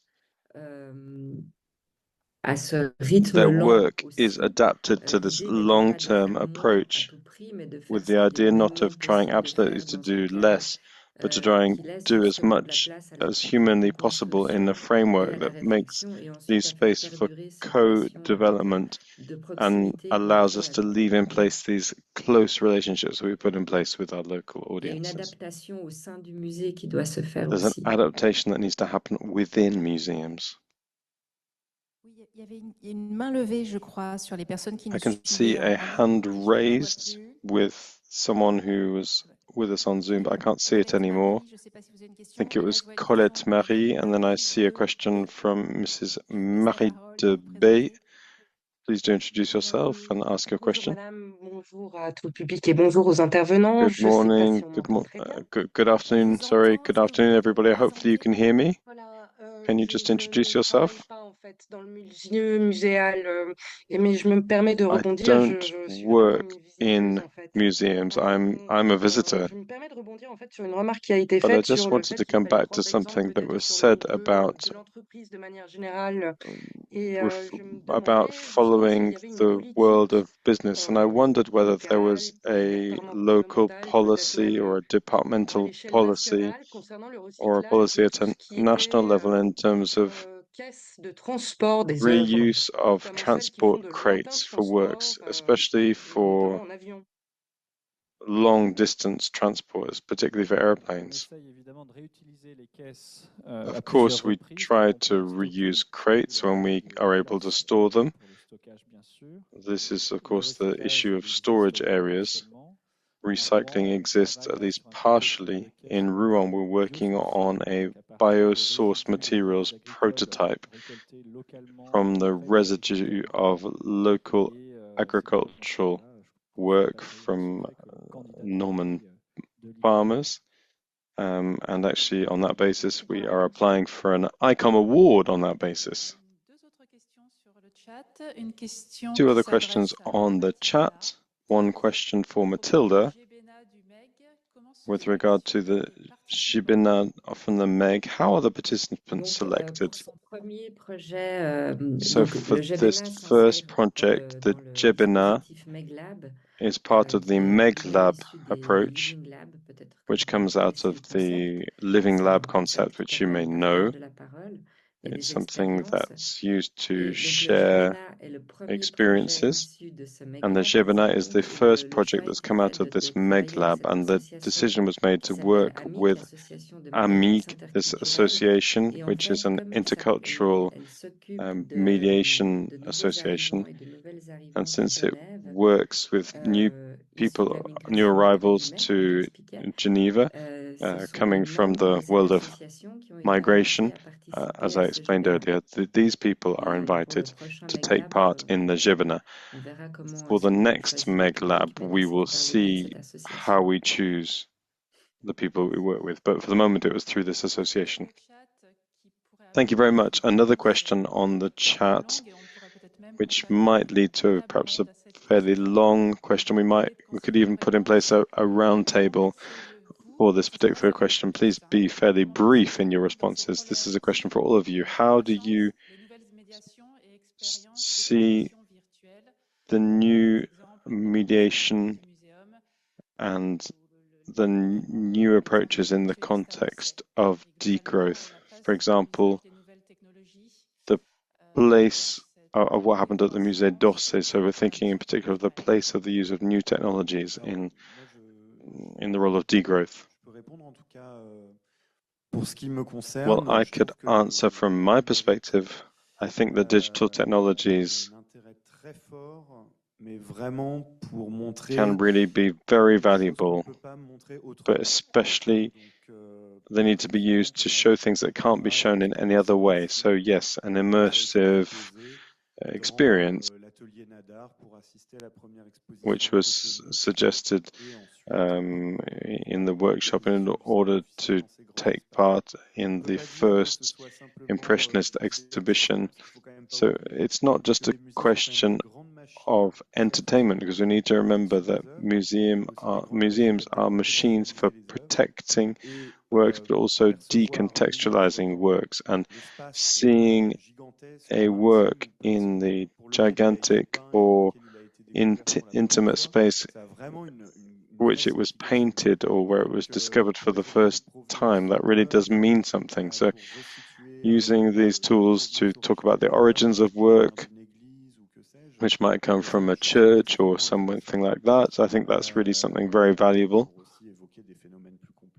Also to talk about more complex phenomena. Sometimes a good drawing can be more powerful than a speech. and a moving drawing can be more powerful than a drawing that doesn't move.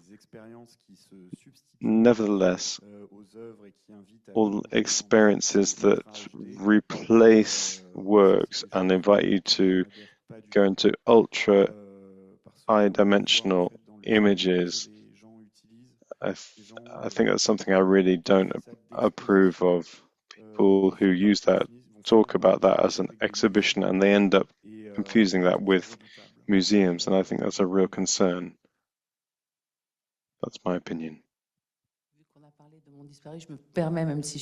Since we talk about the Lost World presentation that was just mentioned in the question, I totally agree with what Pierre has just said. The use is the key issue. If it's used for educational purposes, then I think that's amazing. The Lost World was a real experience.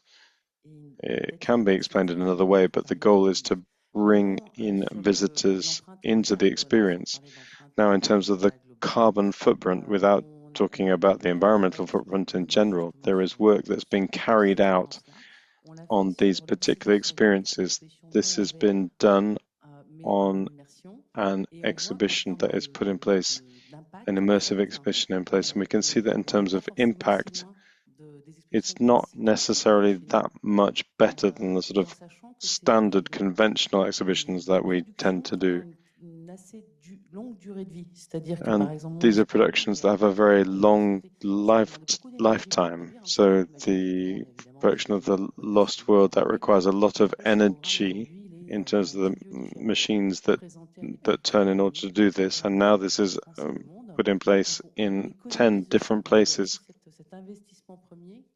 So there's this first investment, which has a carbon cost to put in place for each different place, but at least the work that is produced has a long lifetime and it's reused a number of times.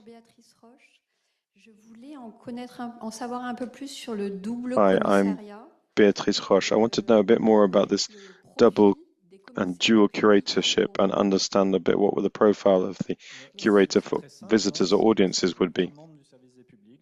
Well, this is fairly simple, really. So it's someone from the visitor department, so one of the cultural mediators who is appointed as the visitor or audience curator and is involved from the very beginning of the project in order to develop the exhibition with the scientific curator, and they put in place the scenography together. They try to involve audiences as well in order to build the whole project with at least 2 people working on them between the 2 curators. I don't know if that answers your question.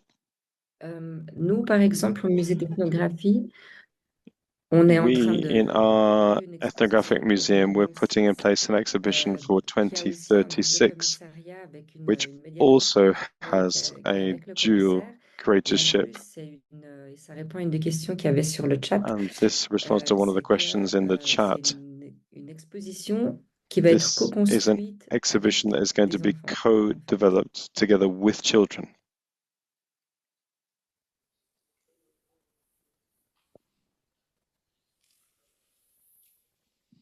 Et quand on raccroche des salles à Rouen, on commence aussi à faire la même chose sur les collections permanentes. And we're starting to do the same thing in Rouen with permanent collections.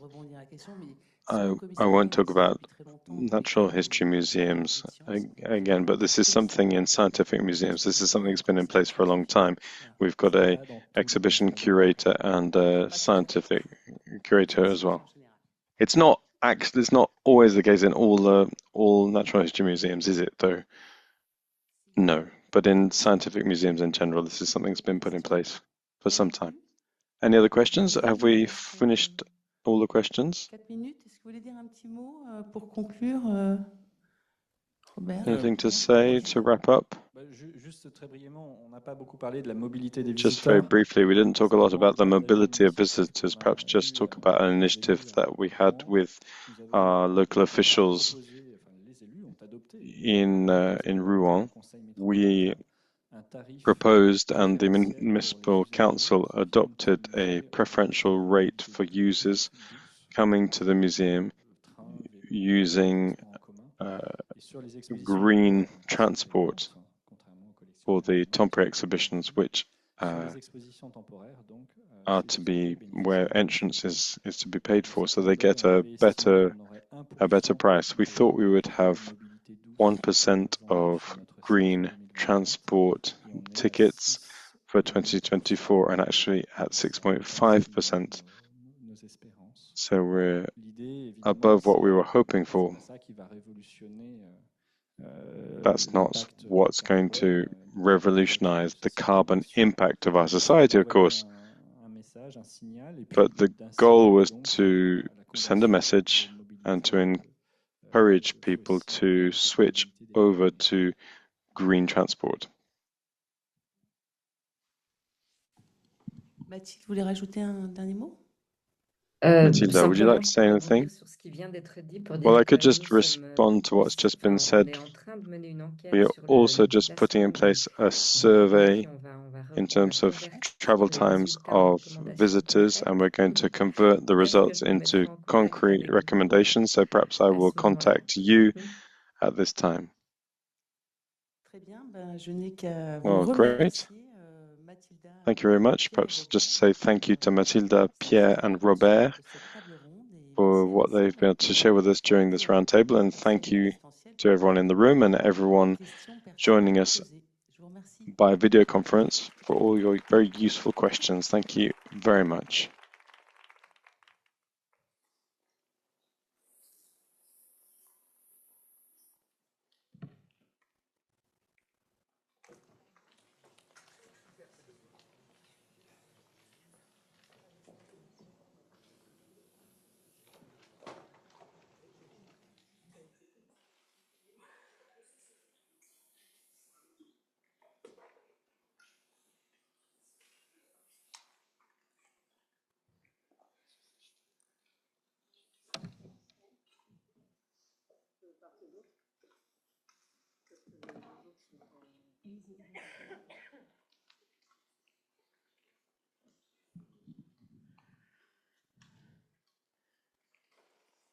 Oui, une petite pause peut-être, si vous souhaitez.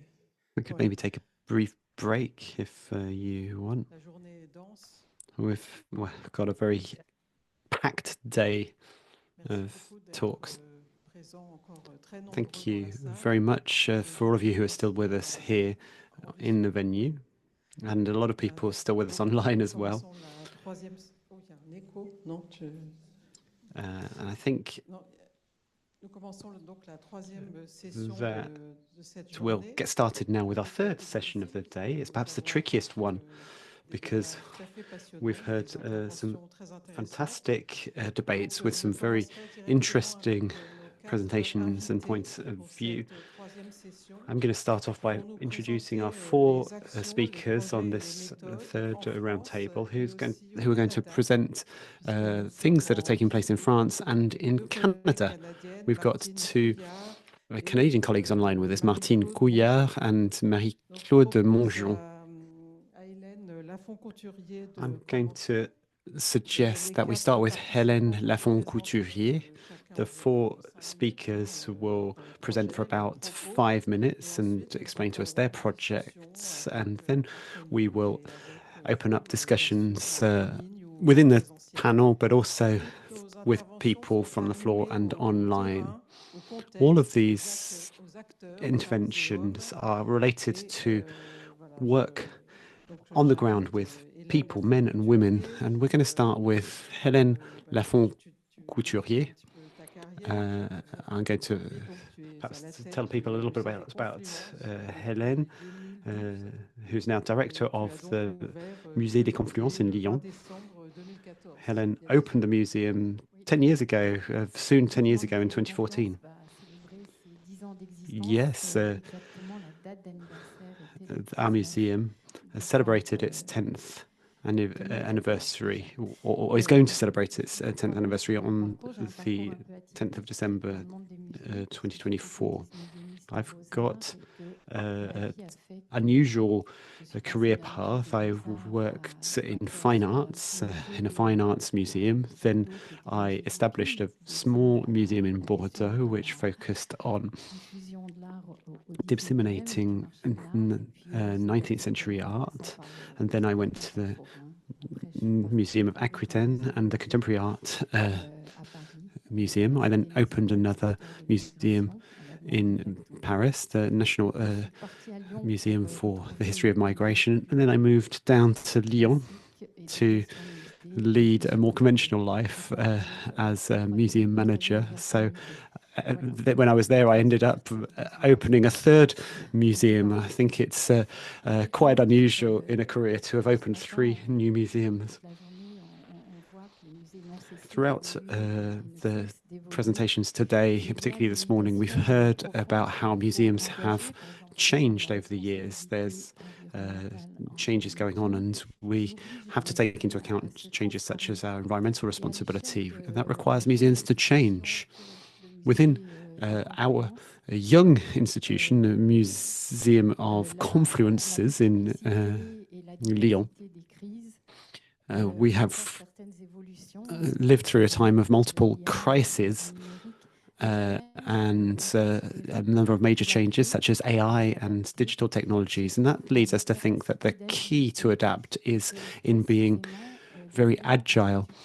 So the elements that make up what our museum is enable us to be this agile. We have an independent legal status, and I think that's been very relevant for us, and that has enabled us to have full control in managing what we do. It gives us a greater level of responsibility and accountability, but also in terms of our results.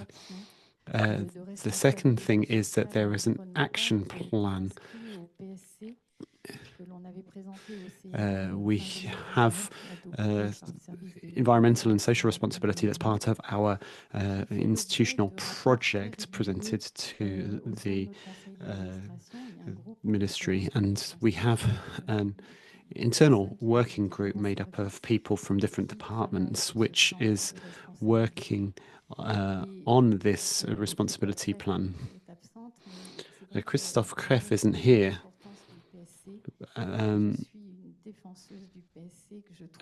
I think this cultural and social plan is a really useful tool. Laurent Barbezieux has said to us this morning, because it sets the direction for you as a leader. But it's something that is adopted and agreed to by the funding authorities and by the trustees of your organization. So at the end of 2019, we ran into the COVID pandemic and lots of things changed. So we needed to update our corporate plan, and it will be discussed and adopted at the end of 2024. So it's been a very useful tool. Within this agility, we have to regularly challenge our internal organization in order to adjust things. It's quite a multidisciplinary team, and it's really key to be agile in order to ensure that our programs remain high quality within a budgetary context. And that leads me to mention our temporary exhibitions. The decision to extend the duration of our temporary exhibitions to at least 10 months was something, a decision that we made in 2016. We opened the museum on the 19th of December in 2014, and in 2015 we lost €1 million. So you have to start to think, and the first thing we said was that we'll extend the duration of our exhibitions, firstly for budgetary reasons, but also because of the size of our teams. We had only a small team working at the museum at the time, and this decision enabled us to optimize our timelines. But as has been mentioned previously, we were wondering what impact this would have on visitor numbers, but it didn't have a negative impact at all, because it enabled people to plan their visits and maybe even come back to look at a an exhibition they'd enjoyed. And I'd say that this longer exhibition duration enables us to go back to the idea of some traveling exhibitions. This optimization led us to, as Robert talked about in the previous panel, it led us to reduce the number of temporary exhibitions. So from 2018, we had 8 temporary exhibitions per year to 4 temporary exhibitions per year since 2018. I wrote in my text the word twinning, but it's about coupling rooms within our building that have enabled us to achieve economies of scale. So when you do one exhibition over 2 rooms, it's cheaper than doing 2 exhibitions in 2 rooms. So it gives us an opportunity in some of our exhibitions to use the same spatial layout for a variety of exhibitions. I like to think that we've been quite thrifty in our exhibitions in the way we plan and organize them, and in the way that we seek loans from the local area rather than further afield. The Museum of Confluences is a museum that tells the story of humanity and our impact on nature. We therefore have an inherent environmental responsibility which needs to bleed through into the way we work. This is something that our visitors ask us about quite frequently, so that has led us to think about how to deconstruct and dismantle our exhibitions in a clean and environmentally friendly way. This was born out of the sense of how urgent it was to have tangible, immediate, impactful actions. So we first tested a new clean approach to exhibition installation and set down in 2018. The success of this first experiment led us to add this type of practice into our daily work. The next stage for us was then to work on the way in which we designed and built future exhibitions in order to continue reducing our impacts and improve the options for reusing items from exhibitions. These are small details. It takes time, but it pushes you to think carefully about things. This takes us back to the idea of a slow approach, as has already been discussed. We've been able to do this without harming the aesthetics of our exhibitions or their immersive nature. So since 2023, we have been testing the eco-design of our exhibitions with modular and versatile furnishing items which we can reuse. So this aim of rationalizing and streamlining things can be found in all of the areas of our museum life. We try to ensure that even in our offices we do the little things like turning off lights that make a difference. We also try to think about the way we consume materials through thinking about central purchasing. We try to use as little paper as possible. We try to have environmentally friendly ticketing. We've reduced our tickets in size by half, which has saved paper, and it's actually saved money. We don't no longer print very large exhibition programs any longer, but a very pragmatic way that we work is that when we issue our press packs for temporary exhibitions, they're generally very comprehensive. And when we looked at them, I said to myself that actually this press pack, when we change the cover, it's actually the same material that we used to make the exhibition program, which we could then sell in the museum shop. So that was, again, a big saving. Energy performance is a key issue. You can see the building that was designed in 2001, I think it was. So we have real issues around the building, and we had a bit of consulting done in 2022 in order to assess work that could be done to improve the energy performance of the building.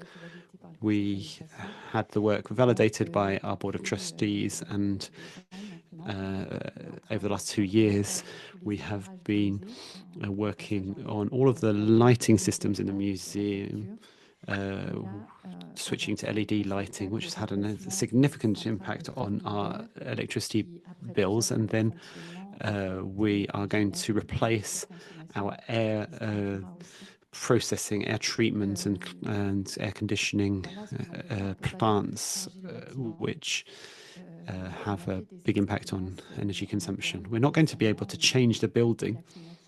We did some experiments recently where we cut our air conditioning in our stores, and the temperature stability was actually quite surprisingly good, and I could share our experiences about that if you'd like. I want to just quote one figure as I wrap it up to talk about the short circuits that we try to use in our frugal, thrifty approach. Our museum represents 200 jobs in the local area, and 71% of the budget is also spent in the Lyon metropolitan area. So that highlights our local impact. Thank you very much. Thank you very much, Hélène. We might now see if we can join our Canadian colleagues. Martine Couillard, you are Head of Government and Institutional Relationships at the McCord-Stewart Museum. Why don't you introduce yourself and then go into your presentation? Good afternoon, everyone. I am a trained museologist, and I've been working in the museum sector in Montreal for about 20 years now. The presentations we've heard since this morning have been really interesting. I got up very early to join you, and I think I'm going to go to bed early as well tonight. We have institutions that are under-resourced, so using degrowth in a term makes our head spin in a world where resources are limited. In a context where museums have been about curiosity, but we're in a context where social justice is important. As Mr. Latouche said, some things do need to grow. Some people talk about slowing things down so that we don't use the more difficult term of degrowth, but we want to ensure sustainability. These objectives mean that we need to be 21st century citizens. Is it the role of museums to think about these issues? What if museums went down this route? How is this tied in with the heritage preservation role that it has? So I'm speaking you from the McCord-Stewart Museum in Montreal. Our museum is in a territory which has been lived in by Indigenous people for millennia, and they never sold the land. So the nation, the First Nation, which is referred to as Chochegi, is very attached to its land. The colonial experiment was disastrous for First Peoples, and so the museum thinks it is our role to contribute to the knowledge of the culture of the First Nations. I will put a link to our territorial recognition text a bit later. The McCord-Stewart museum is in the center of Montreal in Quebec, and we have 2.5 million objects and cultural items. We have issues around the sustainable management of our collections, just like the Museum of Aquitaine. We have archives, textiles, indigenous cultures, and photographs as part of our connections. As you can see on the screen, the mission is to bear witness to changes in our society, to promote intercultural, intergenerational dialogue, and to make marginalized voices heard. We seek to actively participate in reconciliation processes with First Nations peoples. We added this into our strategic plan for 2022-2027, and we have included them in our programs and partnerships. The aspiration is to contribute to greater solidarity and social justice. This ambitious project requires a lot of involvement from all of the stakeholders in our ecosystem. It requires us to think about degrowth as well, and we've discussed this in detail since the start of today. Because when we are talking about ensuring relations flourish and to respect the timescales of our partners, we need to provide support in the transforming relations. Degrowth can be thought of in different ways. In our Court Museum, we think of it in a broad and diverse way. We have a number of measures: co-design, reducing the use of plastic at source. That's a project that we're running this year, and optimizing the management of residual waste. But I want to talk a little bit about the pace of our work. When we think of projects over a longer time period, it enables us to carry out social transformation projects. We take more time to develop a relationship with people involved. So some of our projects have been adapted to this reality within our teams in order to create a position for an advisor in community relations.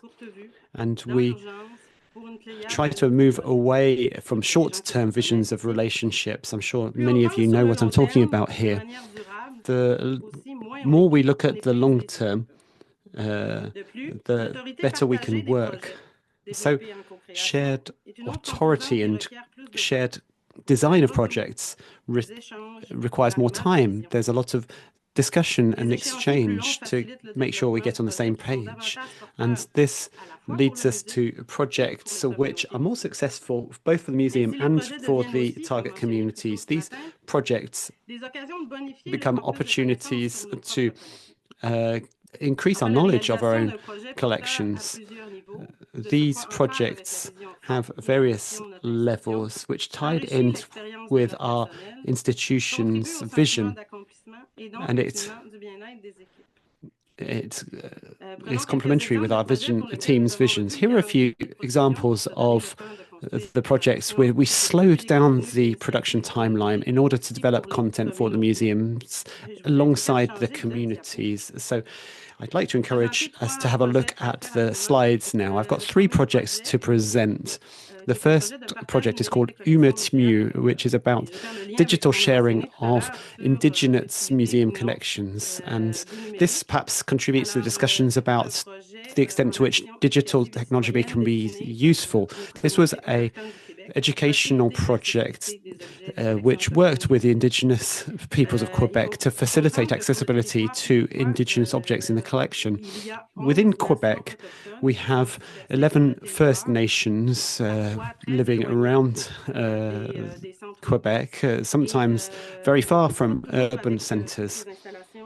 And they don't necessarily have great access to culture and technology.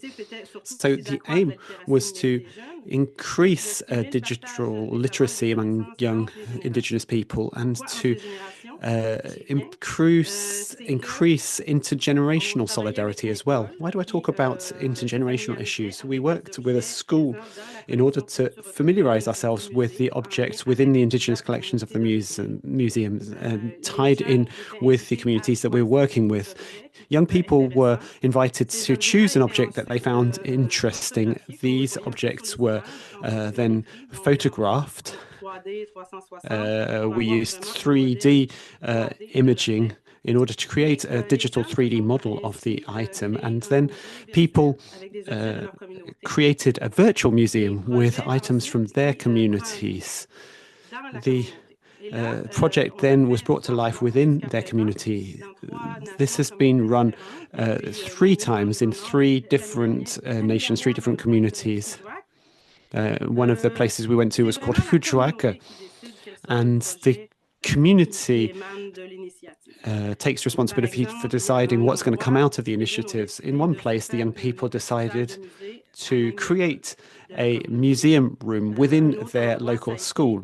In another area, there were discussions with the community elders and a kind of community celebration which brought together people of different generations. So this initiative can take different forms.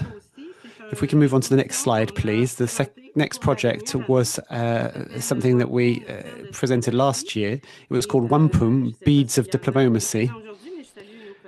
I want to greet any colleagues from the Quai Branly Jacques Chirac Museum with whom we worked on this project. They actually initiated the exhibition. It was a traveling exhibition, but when we exhibited it in our museum, we wanted to do something a little bit more interesting and relevant for the local community with it. So we asked them to share wampums with us from Quebecois and Canadian collections in order to make an event of this exhibition. So when we were talking about how to lead the transformation of our approach here, we co-designed the project with people from the community, both in terms of the content, but also in terms of the way that visitors were welcomed into it. We drew in sponsors into it. We love and hate our sponsors, but they can be useful in some contexts. But our sponsors enabled us to pay for the travel, accommodation, and sustenance of the indigenous groups who came to Montreal to experience the exhibition at the museum. We put in place a specific protocol for welcoming indigenous people from all around North America in order to view items outside of their showcases. And the high point of the experience was a symposium where we brought together academic and traditional knowledge. So we had academics and university researchers who had studied wampum throughout their careers, as well as people from communities who wore wampum and elders from these indigenous communities. So a variety of different people came together to discuss the wampum over a 2-day conference. The third project, which was connected in with indigenous communities. So here we were actually not working with an indigenous community, but a marginalized group. We want to work with all sorts of marginalized communities, not just the First Nations. So we were working with the Montreal Chinese community.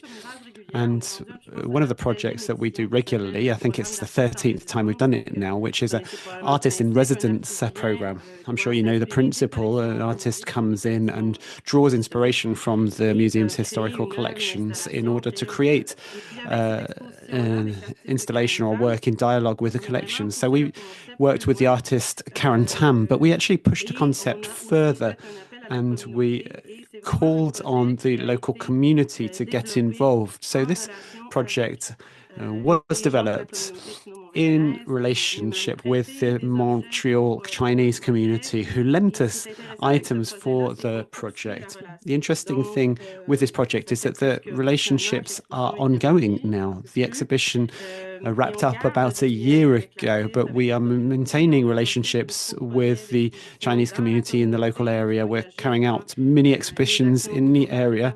We've been doing actions to preserve the Chinese quarter in Montreal, which was threatened by a property development project. So there's a number of community events which continue to be run at the request and in the format of the community which lives around the museum. So we make available our spaces to meet community needs. So by changing the pace of our work, we are hoping to become an agent of change, applying the principle of degrowth to our work in order to develop community relationships helps us to have impactful actions and to enable us to work in a more thoughtful way. So we are thinking of degrowth in socially useful ways, or we hope so in any case. Perhaps the question is a real question. But in terms of management and managing relationships with the visitors and the public, we think about the emotions that people experience, and we talk about this in our annual activity report. 2 indicators. 90% of people surveyed say that they are trusted and respected during their museum visit, and 93 of these respondents who are from historically marginalized communities said this. 85% of people said that the museum contributed to their understanding of inequalities. So this shows our desire to measure the impact of our changes, and there are similar qualitative indicators in the evaluation of our work. So I'm going to wrap up there and say thank you very much for listening. Thank you very much, Martine Couillard. So now we're just going to hear from Marie-Claude Mongeon from the Museum of Contemporary Art in Montreal. Au contraire de Martine, je n'ai pas pu me réveiller très tôt ce matin, mais j'ai quand même. So unlike Martine, I'm afraid I didn't manage to get up very early this morning, but I did listen to the session just before this one. Bref, je vais faire de mon mieux pour bien I'm illustrer going mes to propos. Martine et moi, do my best today. So I am about 5 minutes walk from Martine, so we actually see each other quite often. We're part of an inter-museum committee which talks, unfortunately, about sustainable development, but we're going to have to think about that term a little bit. I don't know if you've got my slides, but I thought I would give you a general presentation of the Contemporary Art Museum in Montreal. I don't know if you can see them, because I can't see them. Ah, there you go, I can see them now. Brilliant. So as we said, I'm Marie-Claude Mongeon. I am responsible for governance in the museum, but also for strategic projects, which covers a little bit of everything. In fact, I cover all of the cross-cutting projects that doesn't fit into any of specific categories within the museum in terms of strategy, but also in terms of organizational projects that I run with my colleagues. Before we were in the Contemporary Art in Montreal, I was in the Canada Fine Arts Museum in Ottawa. So it's really arts and visual arts and museums is an area that I know fairly well, but I'm also have been trained in socio-ecological questions within businesses and society.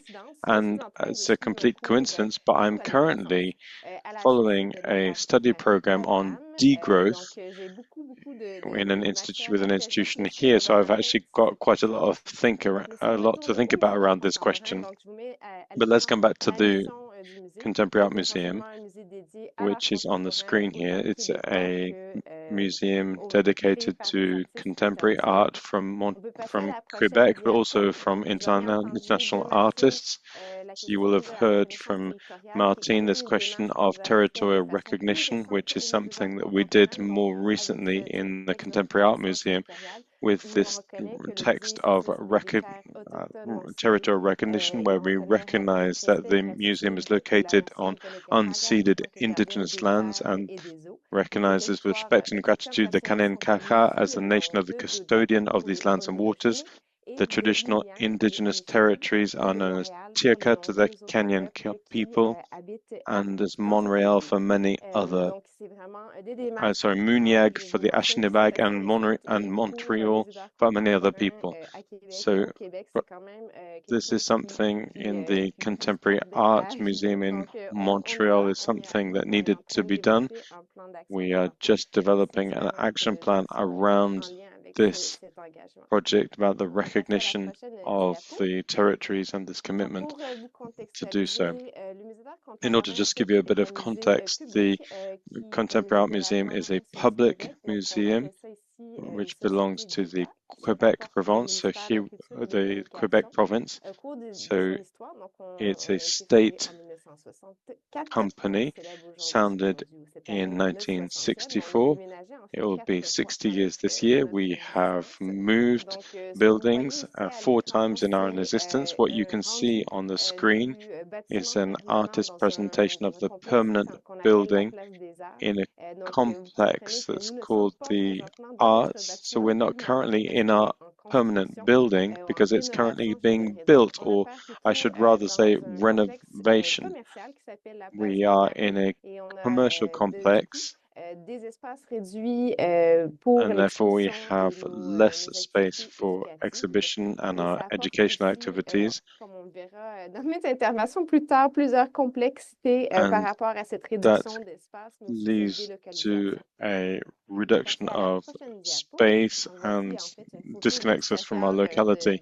This is the outside of the museum. We're in a shopping center opposite a pharmacy. It's a very atypical location for a museum, but nevertheless, we have about 100 employees who are working in the museum, and we're putting on 2 exhibitions every year, which is significantly less than the 12 exhibitions that we put in place before in our previous building. But we're continuing to run our educational programs both within the site of the museum as well as outside of the museum premises, in schools and in other areas. We also work in other public spaces. So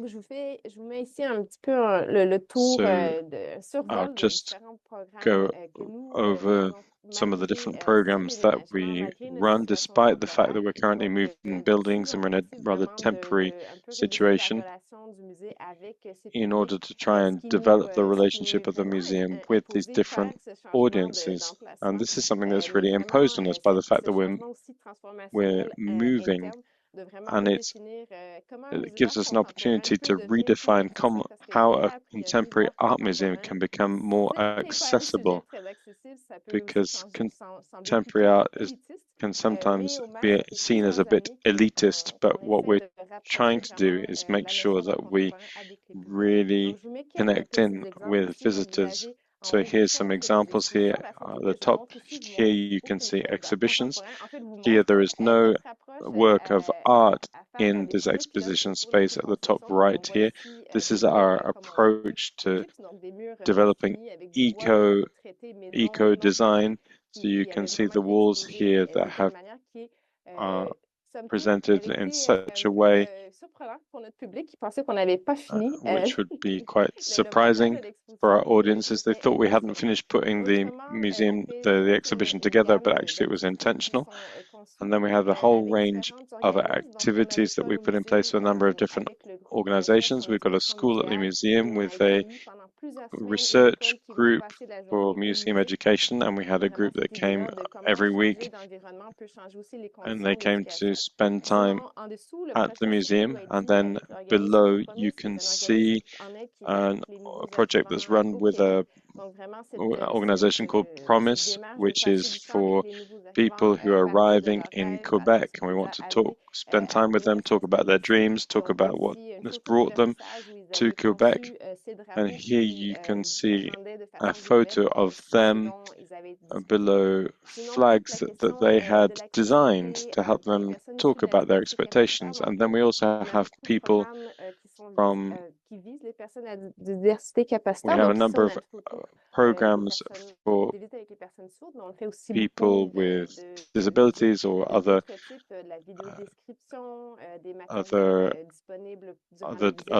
diverse origins. We seek to make visits accessible. Here, this is a photo of a visit for deaf people. Alors, ça fait un tour très rapide, People mais with je voulais hearing faire impairment. une autre matière sur ce qu'on fait ici au MAC And à so Place Ville-Marie. this is what we're doing in our museum in Montreal. Thank you very much.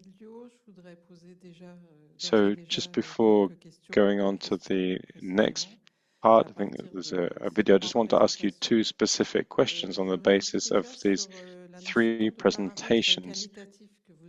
I was thinking about the quality parameters that you've all mentioned.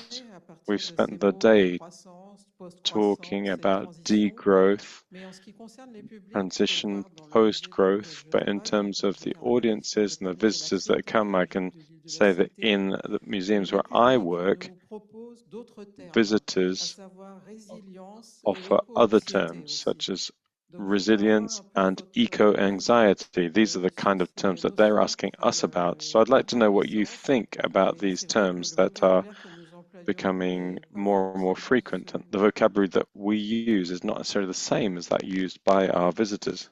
Oui, je partage assez ton avis. Nous, on travaille beaucoup sur la notion qui avait été évoquée précédemment de l'hospitalité. Your opinion. We work a lot on the question of hospitality, which was mentioned. I think that's something that visitors are expecting. They're looking to be welcomed. They're expecting it to be a good experience because a museum is a place for life. It's not just a place where we come and see exhibitions, but it's a place where we come and have a different experience. This is something of an escapism, and we come away different, we come away better. And it's also a place where people feel safe to talk and they're looking for answers. It's true that I can also took a real sense of anxiety. Nearly 10 years ago, Paris had some terrorist attacks. And there's been the climate catastrophes, the recent epidemic. And 10 days ago, we organized an event focused on a trial of the Seine. And a lot of people were there. I know I'm not supposed to say that, but there were a lot of people. And they were all really concerned about these social, environmental issues linked into an eco-history and environmental humanity. And they want and are looking to find answers in museums. They want to find out how we can support them on these different questions. So I come back to this question of anxiety. I think the city of Paris is inviting us to put on place tours around the question of resilience. So we can see that these are questions that really touch the general public. Because, to be honest, degrowth and post-growth, from my perspective, these are not terms that are broadly used by our visitors. And even in terms of our internal management within museums, these are not terms that we really use. I know that at the Museum of Confluences, you organized something about glaciers. Oh no, yes, the Antarctica. Perhaps you might have something to say about this real anxiety. Yes, we worked on the Antarctica. We have worked on the Anthropocene. Visitors are coming indeed to get answers to this sense of anxiety. But in particular, there's a need to get answers that they can trust. Because today there's a mix between information and opinion. And in terms of the surveys we do of our audiences, one of the things that keeps coming back is the trust that people have in what museums say, and this trust is almost unshakable. And I think that requires us, and I think this is one of the roles of museums that's really very important. That means that we have a responsibility. Martine or Marie-Claude Monchon, do you have something to say? Yes, perhaps I could respond. This question of museums that give a vision or a place for reflection. This is something that we experienced here. I'm going to try and share my screen. Oh no, I can't do that. Oh well. We did an exhibition this summer, last autumn, of the Pussy Riot collective from Russia. This is a collective of women oppressed in their country of Russia, and they've experienced many negative things, and it's led to their exile. At the end of the exhibition, we created a space called this M space, where visitors could go to the M space at the end of the exhibition. It was just a room, but it was structured and organized so you could sit down and talk to our cultural mediators who were there to talk with them about what they'd seen. And there was also a wall of dialogue, so people who didn't want to talk could put comments on this wall. And what we saw is that after a week, the wall was full. There was kind of a response to what people had seen, but also there were questions about what position the museum should take, what the museum should do. And so people were thinking about this question of conflict, which is continuing in Ukraine, of course, as well. But all these questions linked to climate change also came up on the wall, questions about the capitalist system, about degrowth, and we could see that people really wanted to talk, either with the cultural mediators, we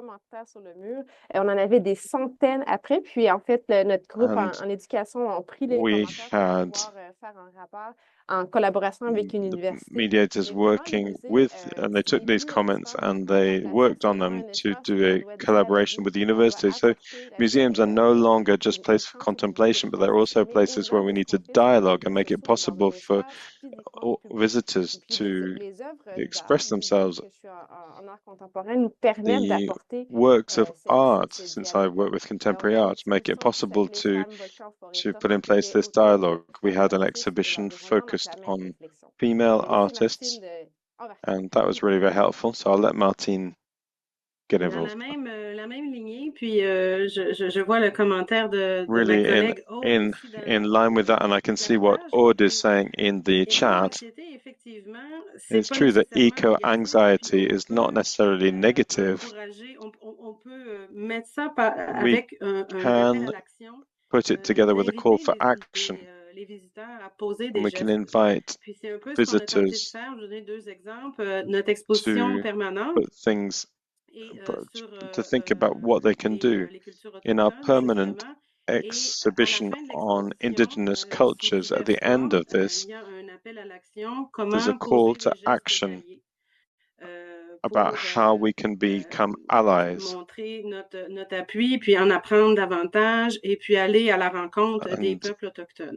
Think about how we can go and meet indigenous people. The exhibition is called Knowledge, Trauma and Resilience, and it's focused on the history of colonialism in Canada. And at the end of the project, we invite visitors to take action. An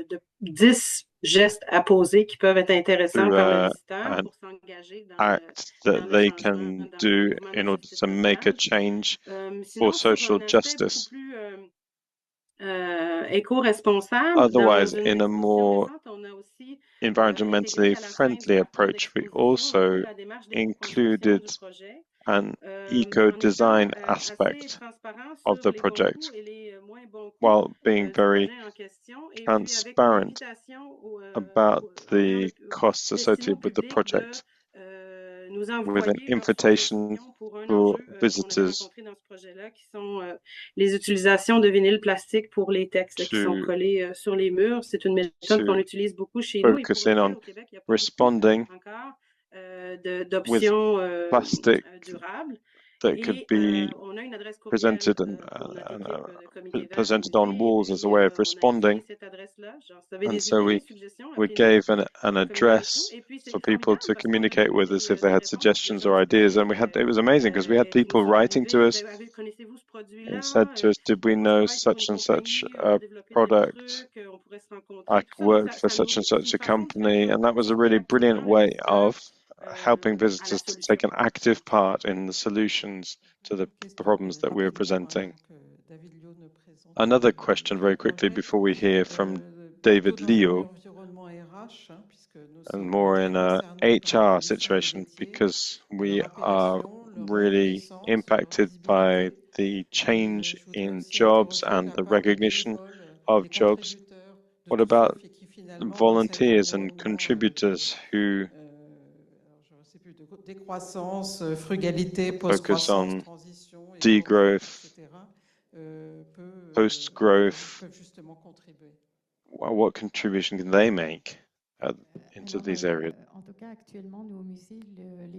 Well, I think in our museums, our volunteers are primarily researchers, people who are passionate about our collections, who come and work on our collections. We have a real wide range of collections, and there are some sectors where we don't have people with specific skills. So, for example, I have a conservator who has retired and spends 3 days a week with us studying a very specific part of our collections. These researchers come and share their know-how, and they help us to categorize things, particularly in natural sciences. But we don't have other types of volunteers currently in our museum. Are there any new jobs, new roles available linked into this area?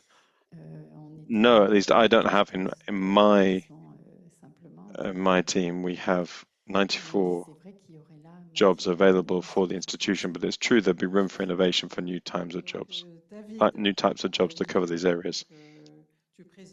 David Leo, you head up. Sorry, I'm lost.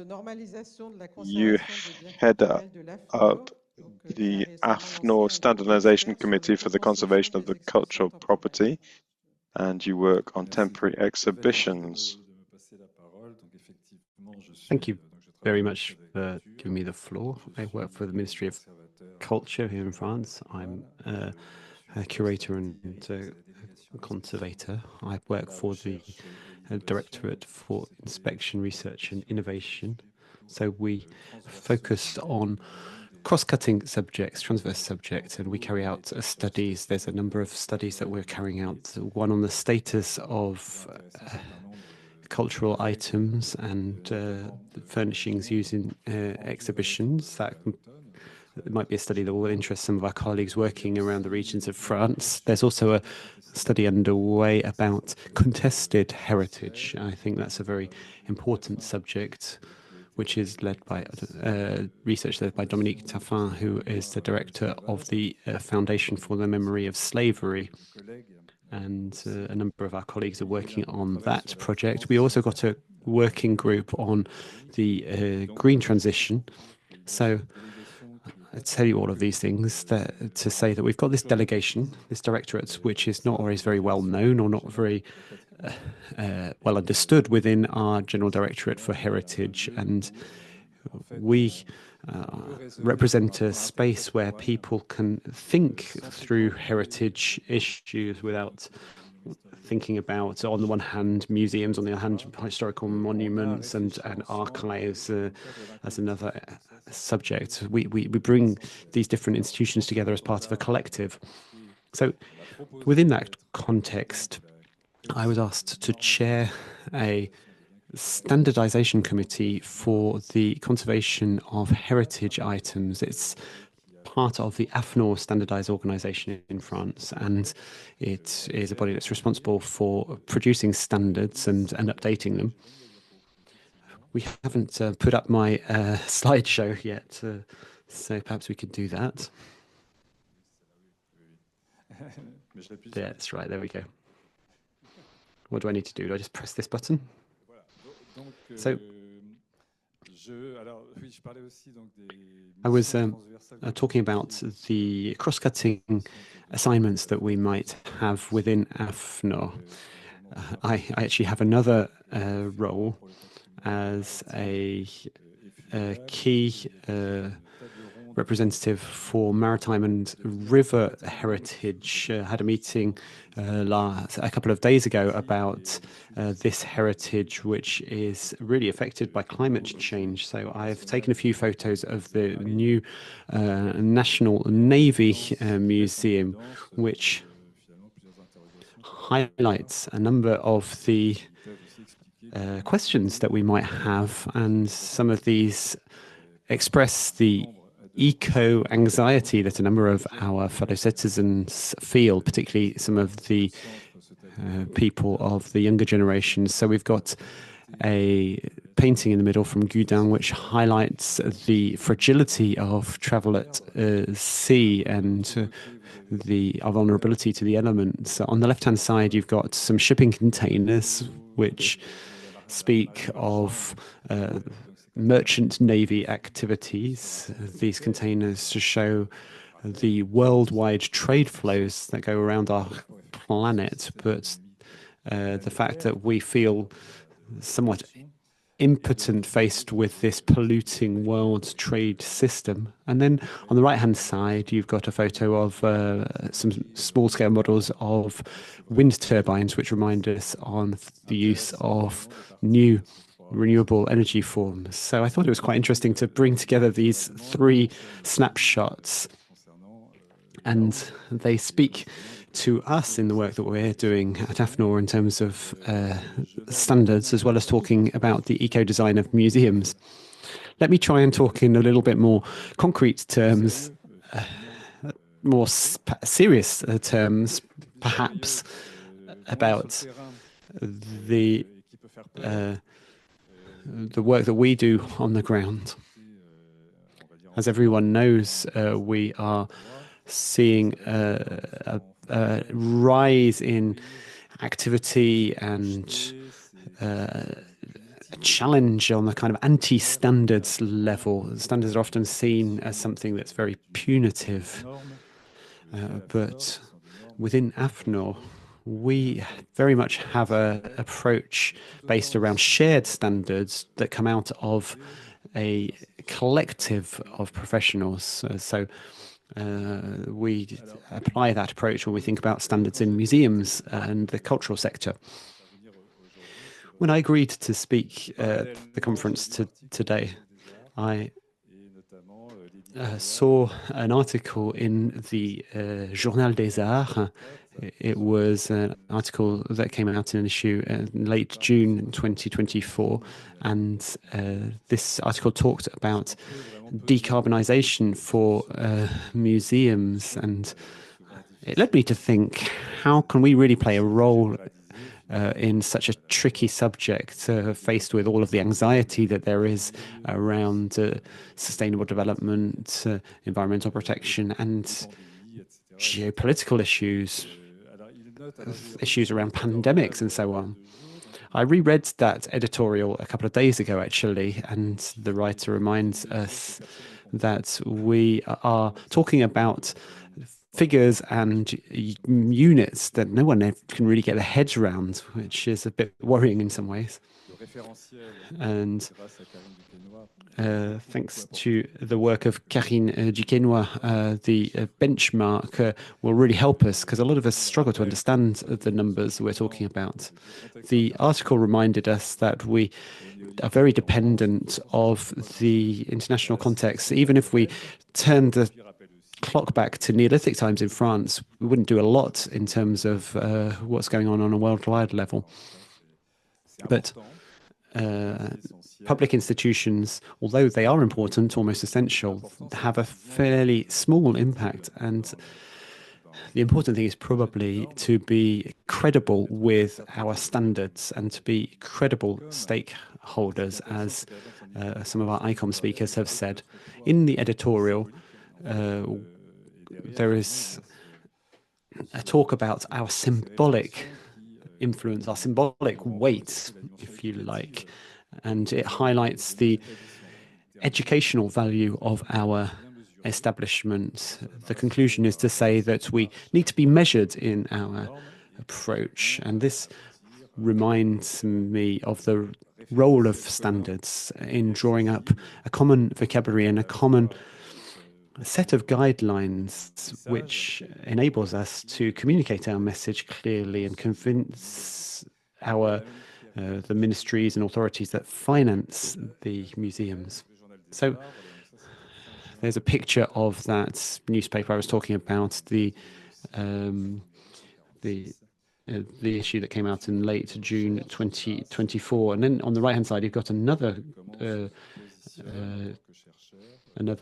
magazine called Culture et Recherche, and it talks about research in the context of the ecological transition. And Noël Corbin, who was the general delegate for territorial transmission and cultural democracy, he talked about the compass that the ecological transition should be for us. I like this idea because I think we need a compass. We're often confused about where to go, and standards in some ways can represent a compass showing us the right direction. It's not something that is like a rule that's imposed on us, but it shows us where we are and which way to go. So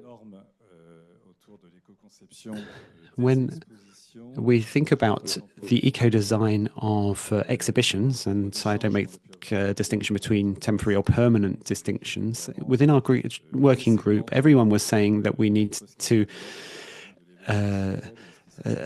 desegment, break down the silos between the event sector and the day-to-day operations of a museum. So, as the chair of AFNOR, I think it's useful to talk about why I'm very enthusiastic about this standard on eco-design. Obviously, there was a lot of support from ICOM around this subject, but there was also the start of a process of reflection with the minister in the Museum of Modern Art. There was an event in 2023 which was really interesting, and this has led us within AFNOR to think again about our standards in the light of energy transition issues, and that's what has led to the guide which Karine Duquesnoy talked about earlier. It came out at the end of 2023. So one of the things that was an inspiration for us in drawing up this standard was that we worked around 5 axes: different creation, a sober approach, inventing tomorrow's territorial architecture, creating and safeguarding things for tomorrow, and making culture accessible to the public. So within the standard on eco-design, we couldn't address all of these points, but we did note that there was some interdependency between the different focus areas. We particularly looked at the first point, which is to create things differently. That means growing differently or entering a post-growth era. We've heard a lot of talk today about digital technology. In the third focus area, which we don't deal with in the standard, is the issue of local territories and our future landscape, because I've always believed that museums were linked to their local territory, that they are part of an ecosystem, and that it is essential to bring together museum collections, architecture, the local territory, thinking global and acting local, as they say. But we had to set that subject to one side, which was a bit too complex for us to deal with.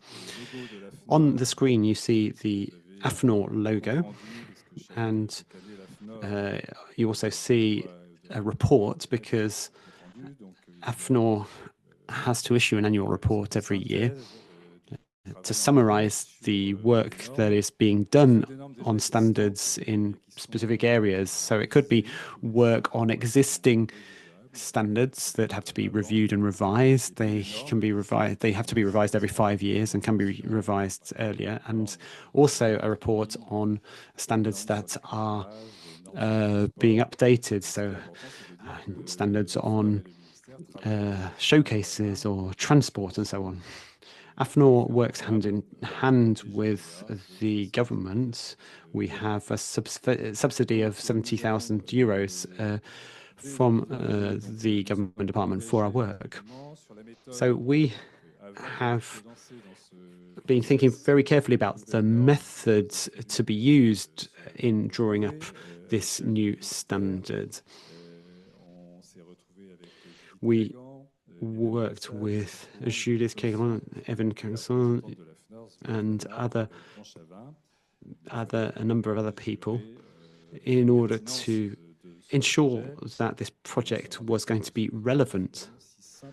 And as we started to talk about it, we realized it was not as easy as all that to talk about the eco-design of exhibitions, and we've realized that not everyone understood the same things. So after a number of pretty tricky meetings, we saw that some professionals who were involved in drawing up this standards felt that it would be rather too strict, and that some private sector companies would struggle to comply with it. So we needed to take our time to think and have a coherent approach.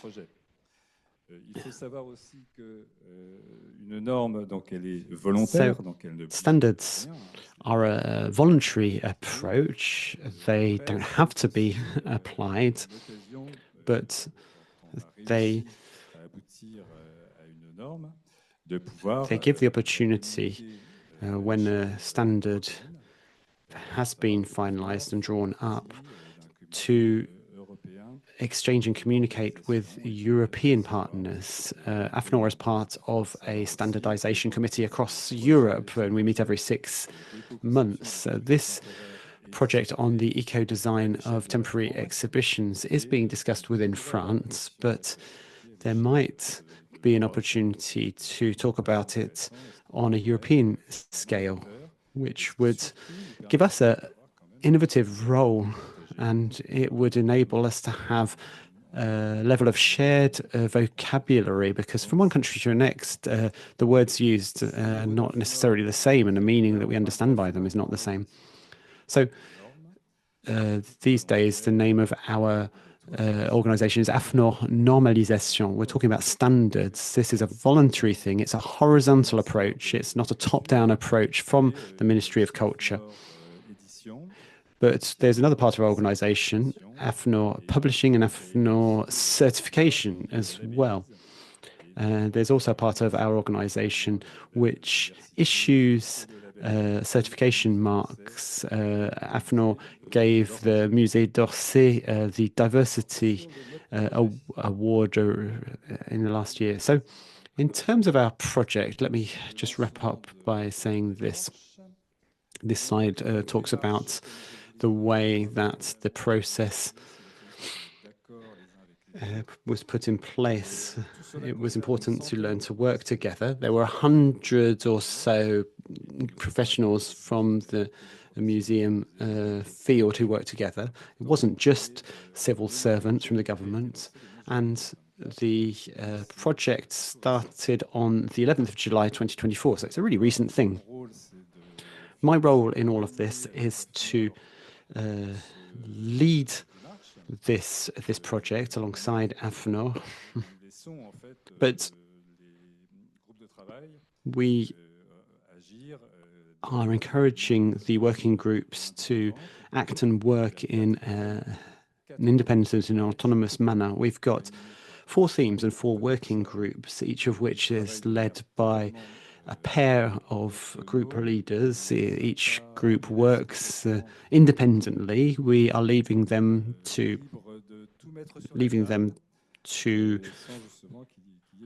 talk about any kind of subject they like. There's no top-down pressure, as I said.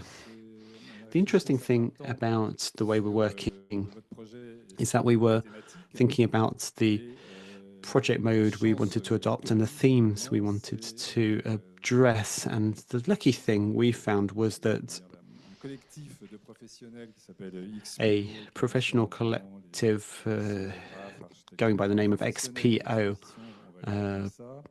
people who work professionally in the exhibition sector, had drawn up a manifesto for eco-design, which was presented at an event last March. A number of us went to the meeting, and during the discussions, during initial session, we got these 4 themes which came out of the discussions: expressing the need, defining the project, then the scenical project, the installation and the operation, maintenance and dismantling. So there's a whole lot of work that goes on at the start of before an exhibition is even created, defining specifications, the procurement aspects. That's a big thing to think about. Then there's a working group that looks at the scenographical issues, the design and the installation layout. There's a third area focusing on the installation of the collections and content, and then a fourth area is about operation, maintenance and dismantling. All of the aspects are related to what happens after the exhibition, reuse of items and the development of resource banks. I've just got a few figures to quote to you. We've got a very wide range of professional backgrounds involved in this project. Some of these professionals work in the private sector, some in the public sector. 20% of the colleagues working on this are people working for local governments.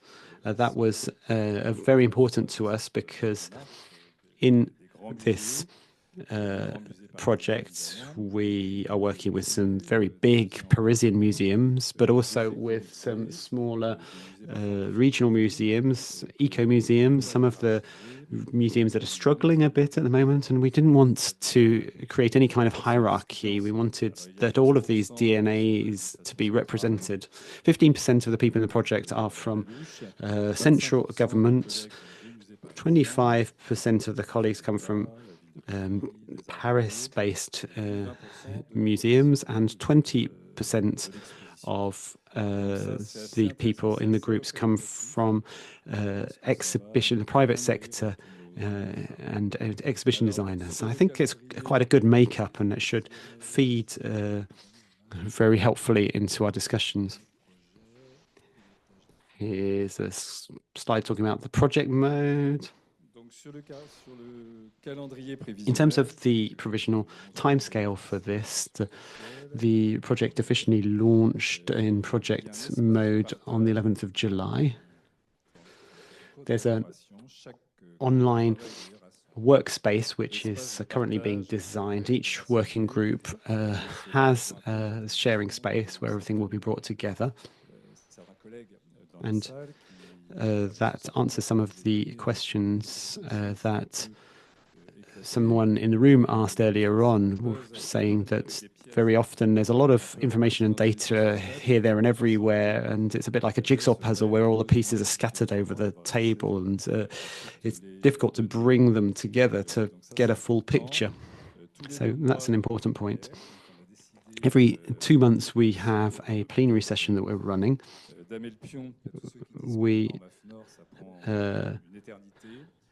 wanted to tell people that AFNOR standards are not something that take ages to draw up. We need to move quickly. We all need this common reference guide. So every 2 months, we are going to be holding a plenary session, and we are hoping that we will have a draft standard by June 2025 and the implementation of the standard by autumn 2025. We're maybe a bit optimistic about that. We'll see if everyone has worked well over the autumn, but we're hoping that within a year or so, the standard will be available to anyone who wants to do something with it. We hope that it will help colleagues in the regions to convince their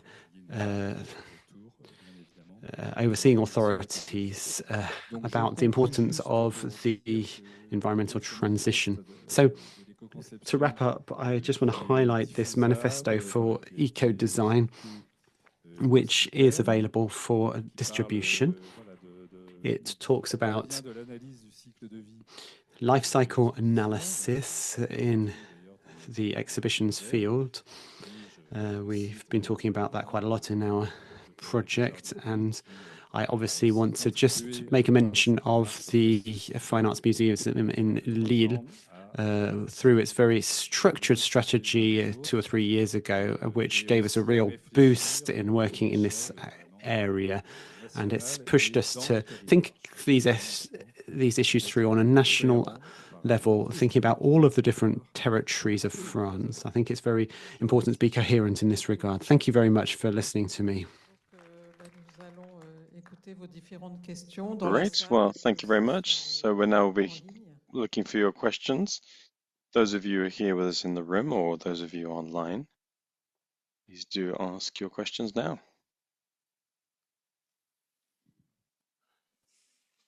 Agnès. Agnès.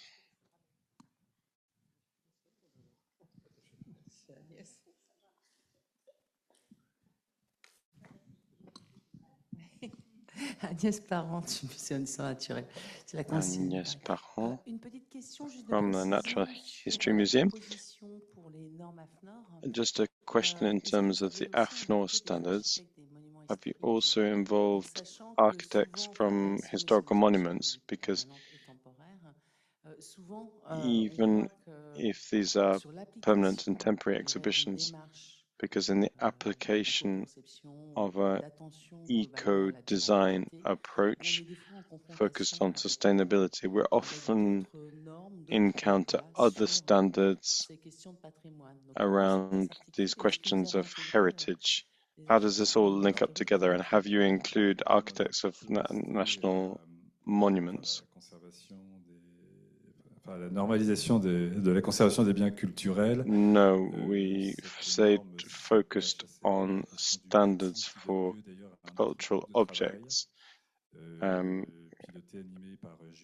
Anything linked into built heritage is focused in with another working group. And when the standards are put together, we'll need to bring together these terms. It's true that we made a call for experts, but very few architects responded, actually. So, nevertheless, this is an approach that is open to everybody, but which will be submitted to a public survey. And if some of you would like to join us, then that's brilliant. We're very open to that. We'd love that. Émilie, tu prends la main? Oui, on a une question de quelqu'un en ligne, Madame Yes, we've got a question from someone online, Mrs. Lebouc. Madame Lebouc, vous avez une main levée. Mrs. Lebouc, you've raised your hand.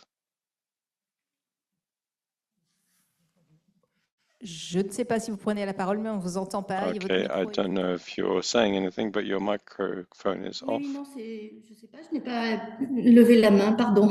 Excuse me, I didn't mean to raise my hand. I must have made a mistake. Sorry about that. A mistaken question. Bonjour, merci pour ces très beaux échanges. Merci à l'ICOM. Good afternoon. Thank you for this excellent debate. I'm Rachel Milli from the director of the Museum of Cahors. I just wanted to say that everything we've heard today mainly come from examples from large museums. And I just wanted to recognize the agility of small museums or medium-sized museums who, for economic reasons, have already taken into account a number of these actions. And I think it's just important to recognize that. Je vais compléter ce que vous dites. So I could just add to what you just said. I'm from the FAB. I've seen the same reflection in the chat. Small museums, in inverted commas, have already applied some of this for reasons of budget constraints, etc. Many fine arts museums have also done this for reasons of for economic reasons. They work with what they have and with their connections. That's what made them agile, some of them, by working on areas linked to their territories. And this has meant that they're not necessarily focusing in the same way as the large national museums. There's a museum in Reims on art in the Champagne region where they're based as part of a partnership with the Musée d'Orsay. And this has made it possible, this kind of combination and this collaboration between a large museum and a small museum is a good thing. I think that a fine arts museum is also has the opportunity to be this kind of eco-museum. Perhaps I could just respond in terms of the size of institutions, because this is something that comes back a lot in Quebec as well, the contrast between state museums and museums in urban areas as opposed to museums in regional areas. I think that for purely economic reasons, we've put things in place for some time now. But what we want to do now is to put in place cohesion in terms of what we're doing and promote it so as to create a movement forward, a citizen movement. So our museum is not a very big museum, it's not a small museum either. But we don't have any sustainability officer, for example, or CSR manager. But we wanted to do some things anyway, so the only way to do it was to share responsibilities between us, because everyone is very busy, and so we can't give it to someone who's already got 48,000 other things to do. That's just going to be too much. So we have broken this responsibility down between two people. We are two co-managers for this areas. There's a sustainable development committee. I'm using that term because that's the term we use in Quebec, but we mean really sustainability, with a representative from each of the departments. We have contributors that come into each of the teams, and there are things that we've been able to continue, and we've put this in, and we've put these places in systematically. We've got picture rails and presentation rails that we've used for 30 years now, just for economic reasons, because we can't reuse them every time. So last year, for example, we had a project where we needed to add in a new wall. It's a real challenge for us. to build new equipment because the scenographers, they sign a contract with us to say that they're just going to reuse material as much as possible. But last year we had to produce a kind of curved wall. We know that curved walls are really very expensive, and we worked very hard with our internal technical teams and external teams in order to try and devise a system that made it possible to attach it to our current walls so that we could use it for the next 40 years on other projects. When we have small teams, another thing that can be done, and this is something that can be applied in small museums, is that you can work with the academic world. We talked about this at the beginning of the morning, but increasingly there are programs being developed with students who are wanting to do online training courses. And what we want to do is get them to contribute. Each of them talked about volunteering, but when you've got lots of different public representatives, it's clear that public funding for these specific areas is really very important. It doesn't necessarily need to be a really expensive area, expensive investment.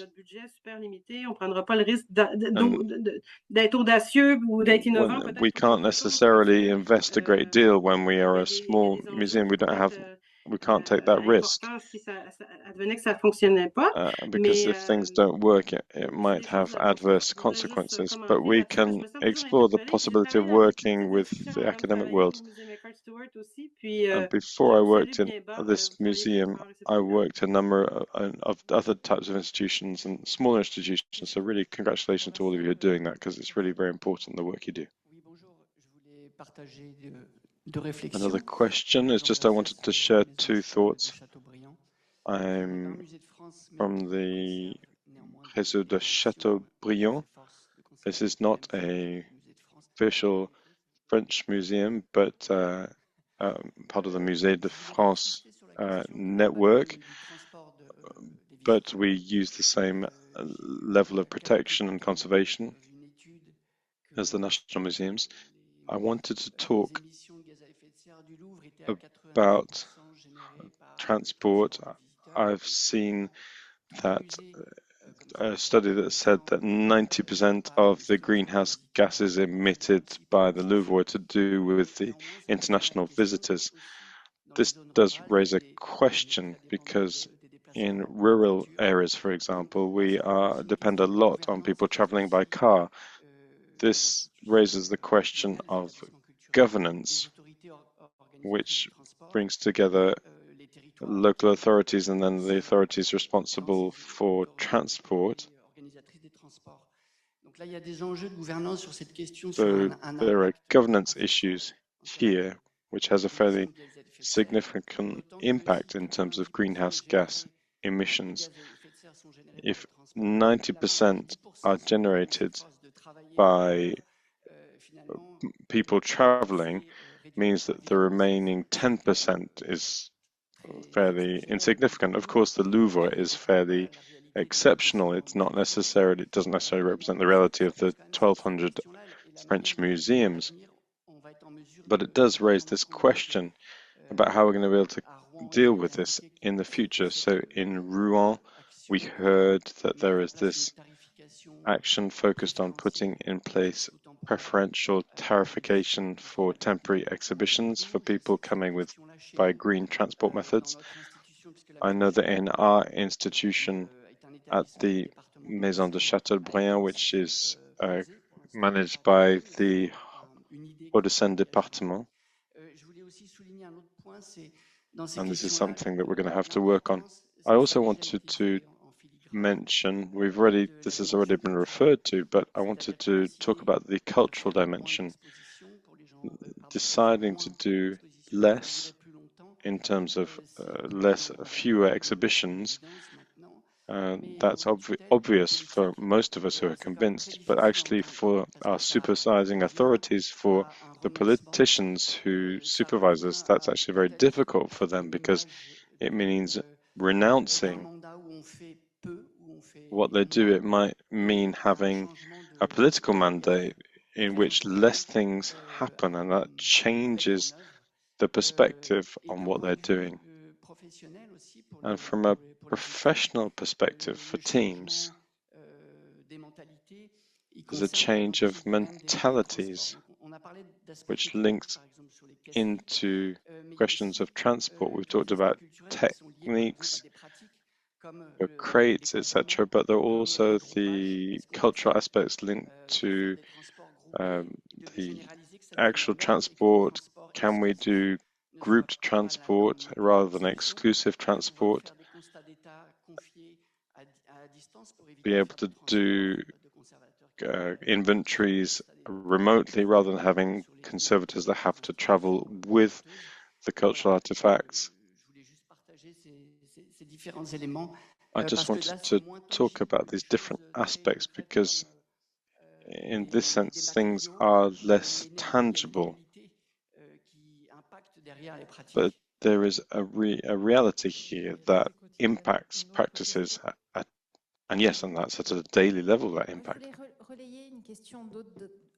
Yes, I just wanted to communicate a question from Aude Posada from the University of Quebec, who raises a question about human resources. How, in your work, do you support your managers and teams in the face of all this change?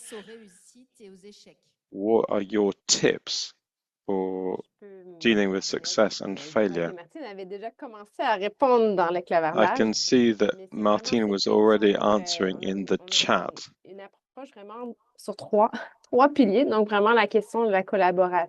But here's the question of collaboration, consensus, and formalization. And these are, as I'm listening to you, and also the person who's just spoken, this is all about the role of the museum and the way in which we're working. It's about transforming museums as well as practices. And understanding degrowth as part of economic growth, where we look at the effects of growth, waste, etc. At what point will we be able to talk as organizations about why we are a museum and why we work in this way? So in our countries, we work often through training courses with Martine. We're part of an inter-museum committee, but this is a committee where we meet other museum professionals and we organize conferences for all of our staff. We do this every 3 months on a specific theme. We talked about sustainable collection with Hélène Vassal a couple of weeks ago, and so it's really a case of opening up the knowledge and expertise of our staff.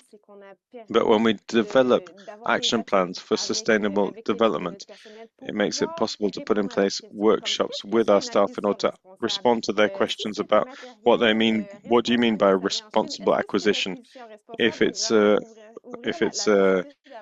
environmentally friendly material, but it comes from China, is it responsible or not? How do we approach this? So it's a question of sharing knowledge and talking. And then there's a question of formalization. If things need to be, if we want to see progress, we need to put them in our policies. We need to put them in the objectives that we're going to give to our colleagues. So there really is something that's really very important that needs to be formalized here, associated with organizational transformation. This might seem everything might seem very sporadic because someone such and such a person wants to do this, but if there's no formal policy, we're not going to have a maximum impact. Thank you very much. Thank you to the 4 participants.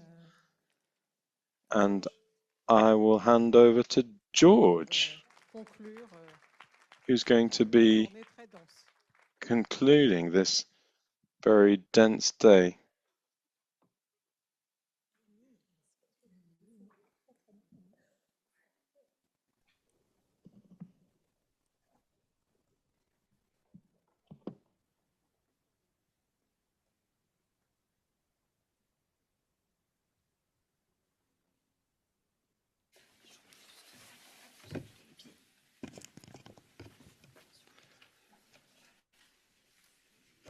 Je ne sais. Ah, le micro marche.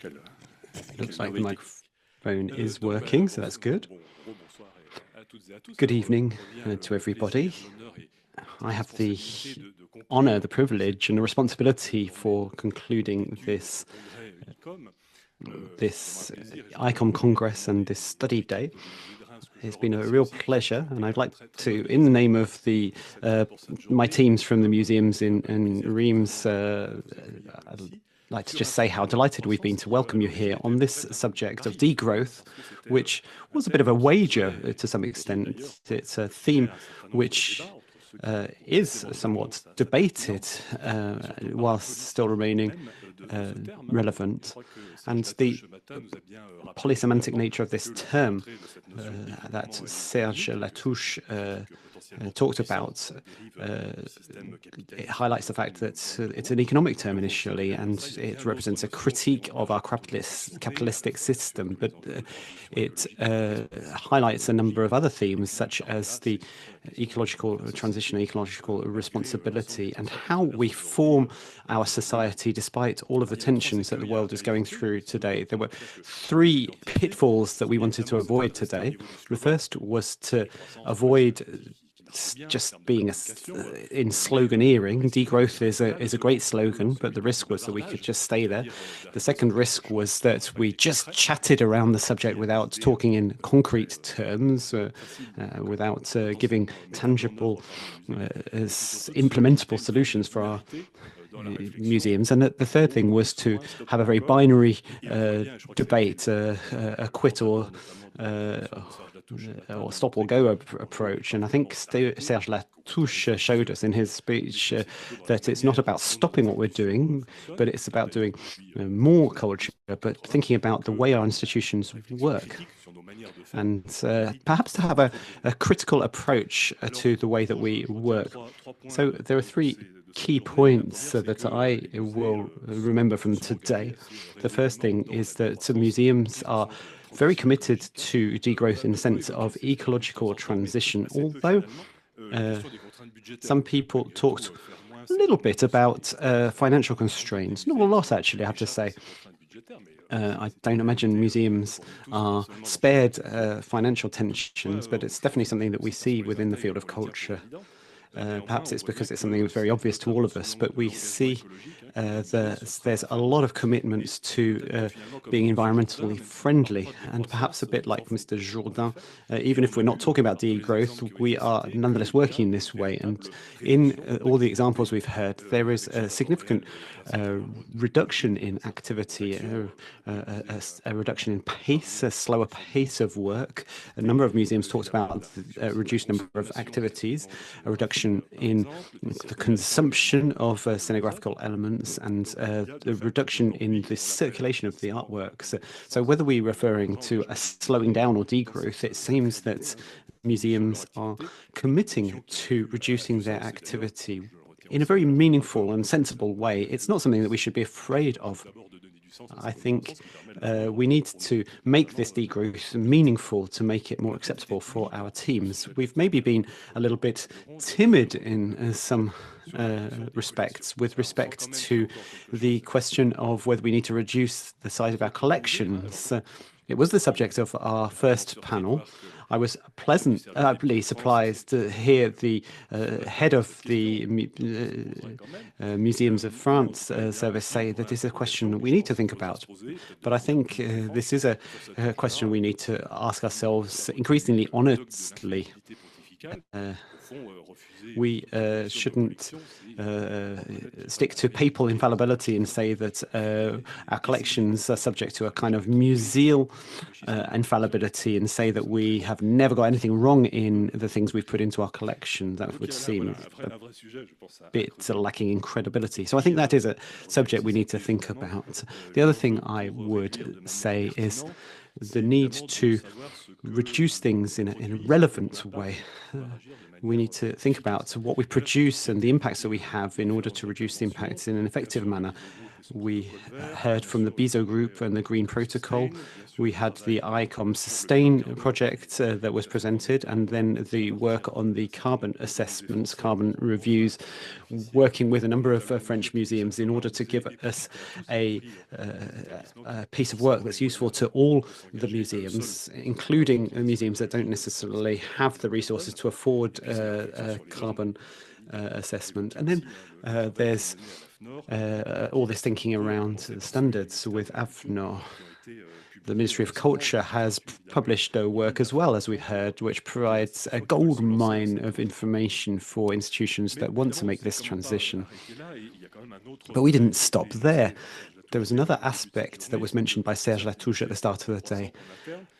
Museums can carry out degrowth internally, but the real question is about what is the meaning, what are the roles of museums in a degrowing society? How can museums promote degrowth in today's society? And I think there was a reassuring answer that was given today in the discussions. It starts by working on our own collections, and that's what a number of colleagues said. We need to promote local aspects, the identity of each museum, which obviously varies depending on the location, depending on the audience and the local visitors. And thinking about the DNA of each museum is perhaps a very relevant way to think about what degrowth might mean to each of our institutions and a way of communicating it to our visitors. So through this work on our collections, we will be able to sort things through better and create more relevant exhibitions. We heard a great example today from the Museum of Aquitaine about the way it uses its storage spaces, and there might be ways that we can ask the questions about our collections in a relevant way and think what useful degrowth might look like for our museums. The work that we do in museums also includes the work we do with visitors, and that's what we heard a lot about this afternoon, particularly from our Québécois friends. We need to think about the expectation of our visitors, so we need to think about hospitality and the way we welcome our visitors. I think we need to continue working about that.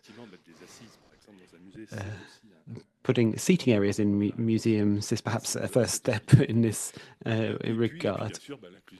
And of course, the way that we include local communities, have to be careful about the way I use this term in France, but we all understand what we're talking about here.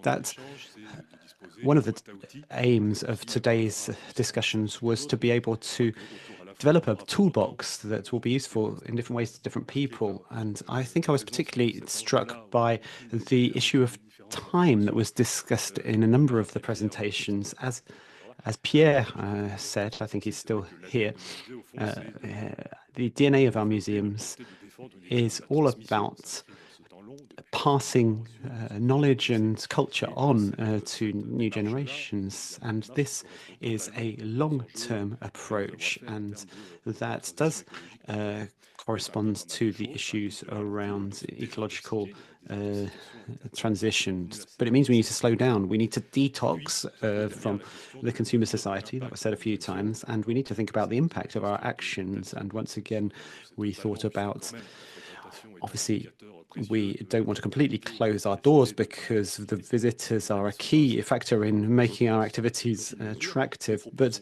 perhaps we need to find new ways of measuring the success of what we do. There might think about, instead of gross domestic happiness, but particularly gross domestic happiness in museums. So we also need to be prepared to critique our own actions. I'm sure we haven't answered all the questions we needed to today. There are some other subjects which we'll need to keep for future discussions. We didn't talk about the things we need to give up on. Are there some actions that we need to stop doing? To give you an example, this might be a bit controversial. What about publications? We might wonder whether some hard copies, some paper publications are necessary that we print for our temporary exhibitions in particular. Do we have to print our catalogues so extensively, or are there other ways of showing the work that we do in this area? We perhaps didn't think about what the ministries and the authorities that oversee us think. There are alternative models. We obviously need to convince the elected representatives. We have some representatives from the city of Reims here with us, and I'm sure they're very convinced of this, but that might not be the case everywhere. And then there is therefore the question about how we can take an educational approach to sharing the perspective on an intensive approach, which might involve degrowth. It might challenge or even stress some of the local politicians. We also need to think about how we mobilize and engage other perspectives about this. I think as a museum association, it's legitimate for us to think about this together, but there are other areas of cultural work we could interact with. So Robert talked about libraries, other professionals from the area of culture or beyond who might have some perspectives that could feed into our thinking about museums. Another issue that we touched on was the cost of degrowth. We might agree to go in this direction, but it will have a cost. So all of our exhibition furnishings need to be stored, and where are we going to store them? That has a cost. So there's going to be a cost of degrowth, the insulation we'll need, and the investments we'll need to make, which will generate eventually a return. But there is a cost in all of these investments. So to conclude, all I really feel I need to do is to confirm that museums and culture are a real field for experimenting and testing things, and a number of museums are testing some really interesting initiatives out. And the advantage of this is that we aren't managing the nuclear button. Culture perhaps is a less risky area we can test things. In the field of education and schooling, it's perhaps a bit more risky, but in museums and cultures, we can perhaps take a bit of a new approach and test things out, as I said. And perhaps one of the strengths of museums is that we have the opportunity to produce alternatives to the current capitalist consumer model. We've looked at alternatives that have existed elsewhere in time and in other spaces, other parts of the world. We've heard about this when we've heard about non-European cultures today, and also perhaps by drawing on the work of artistic creators. So perhaps this is the political role of museums, the ability to produce an alternative discourse, an alternative narrative, an alternative vision of society. And this is, in a way, a political challenge, because museums are places which have a high credibility level, and this credibility is a kind of form of capital that we need to make sure we don't waste. So I might wrap up this summary by saying something that is starting to be discussed between colleagues, which is what is the correct position for museums within the changes going on in societies? Do we need to be more activist? Should we be committed? Should we be neutral? Or should we abandon that neutrality? Should we be benevolent and kind? I think that's perhaps a subject for a future ICOM conference, but what is clear is that in any case, museums have a very important role to play in the challenges that we'll see over the next decades. Thank you very much.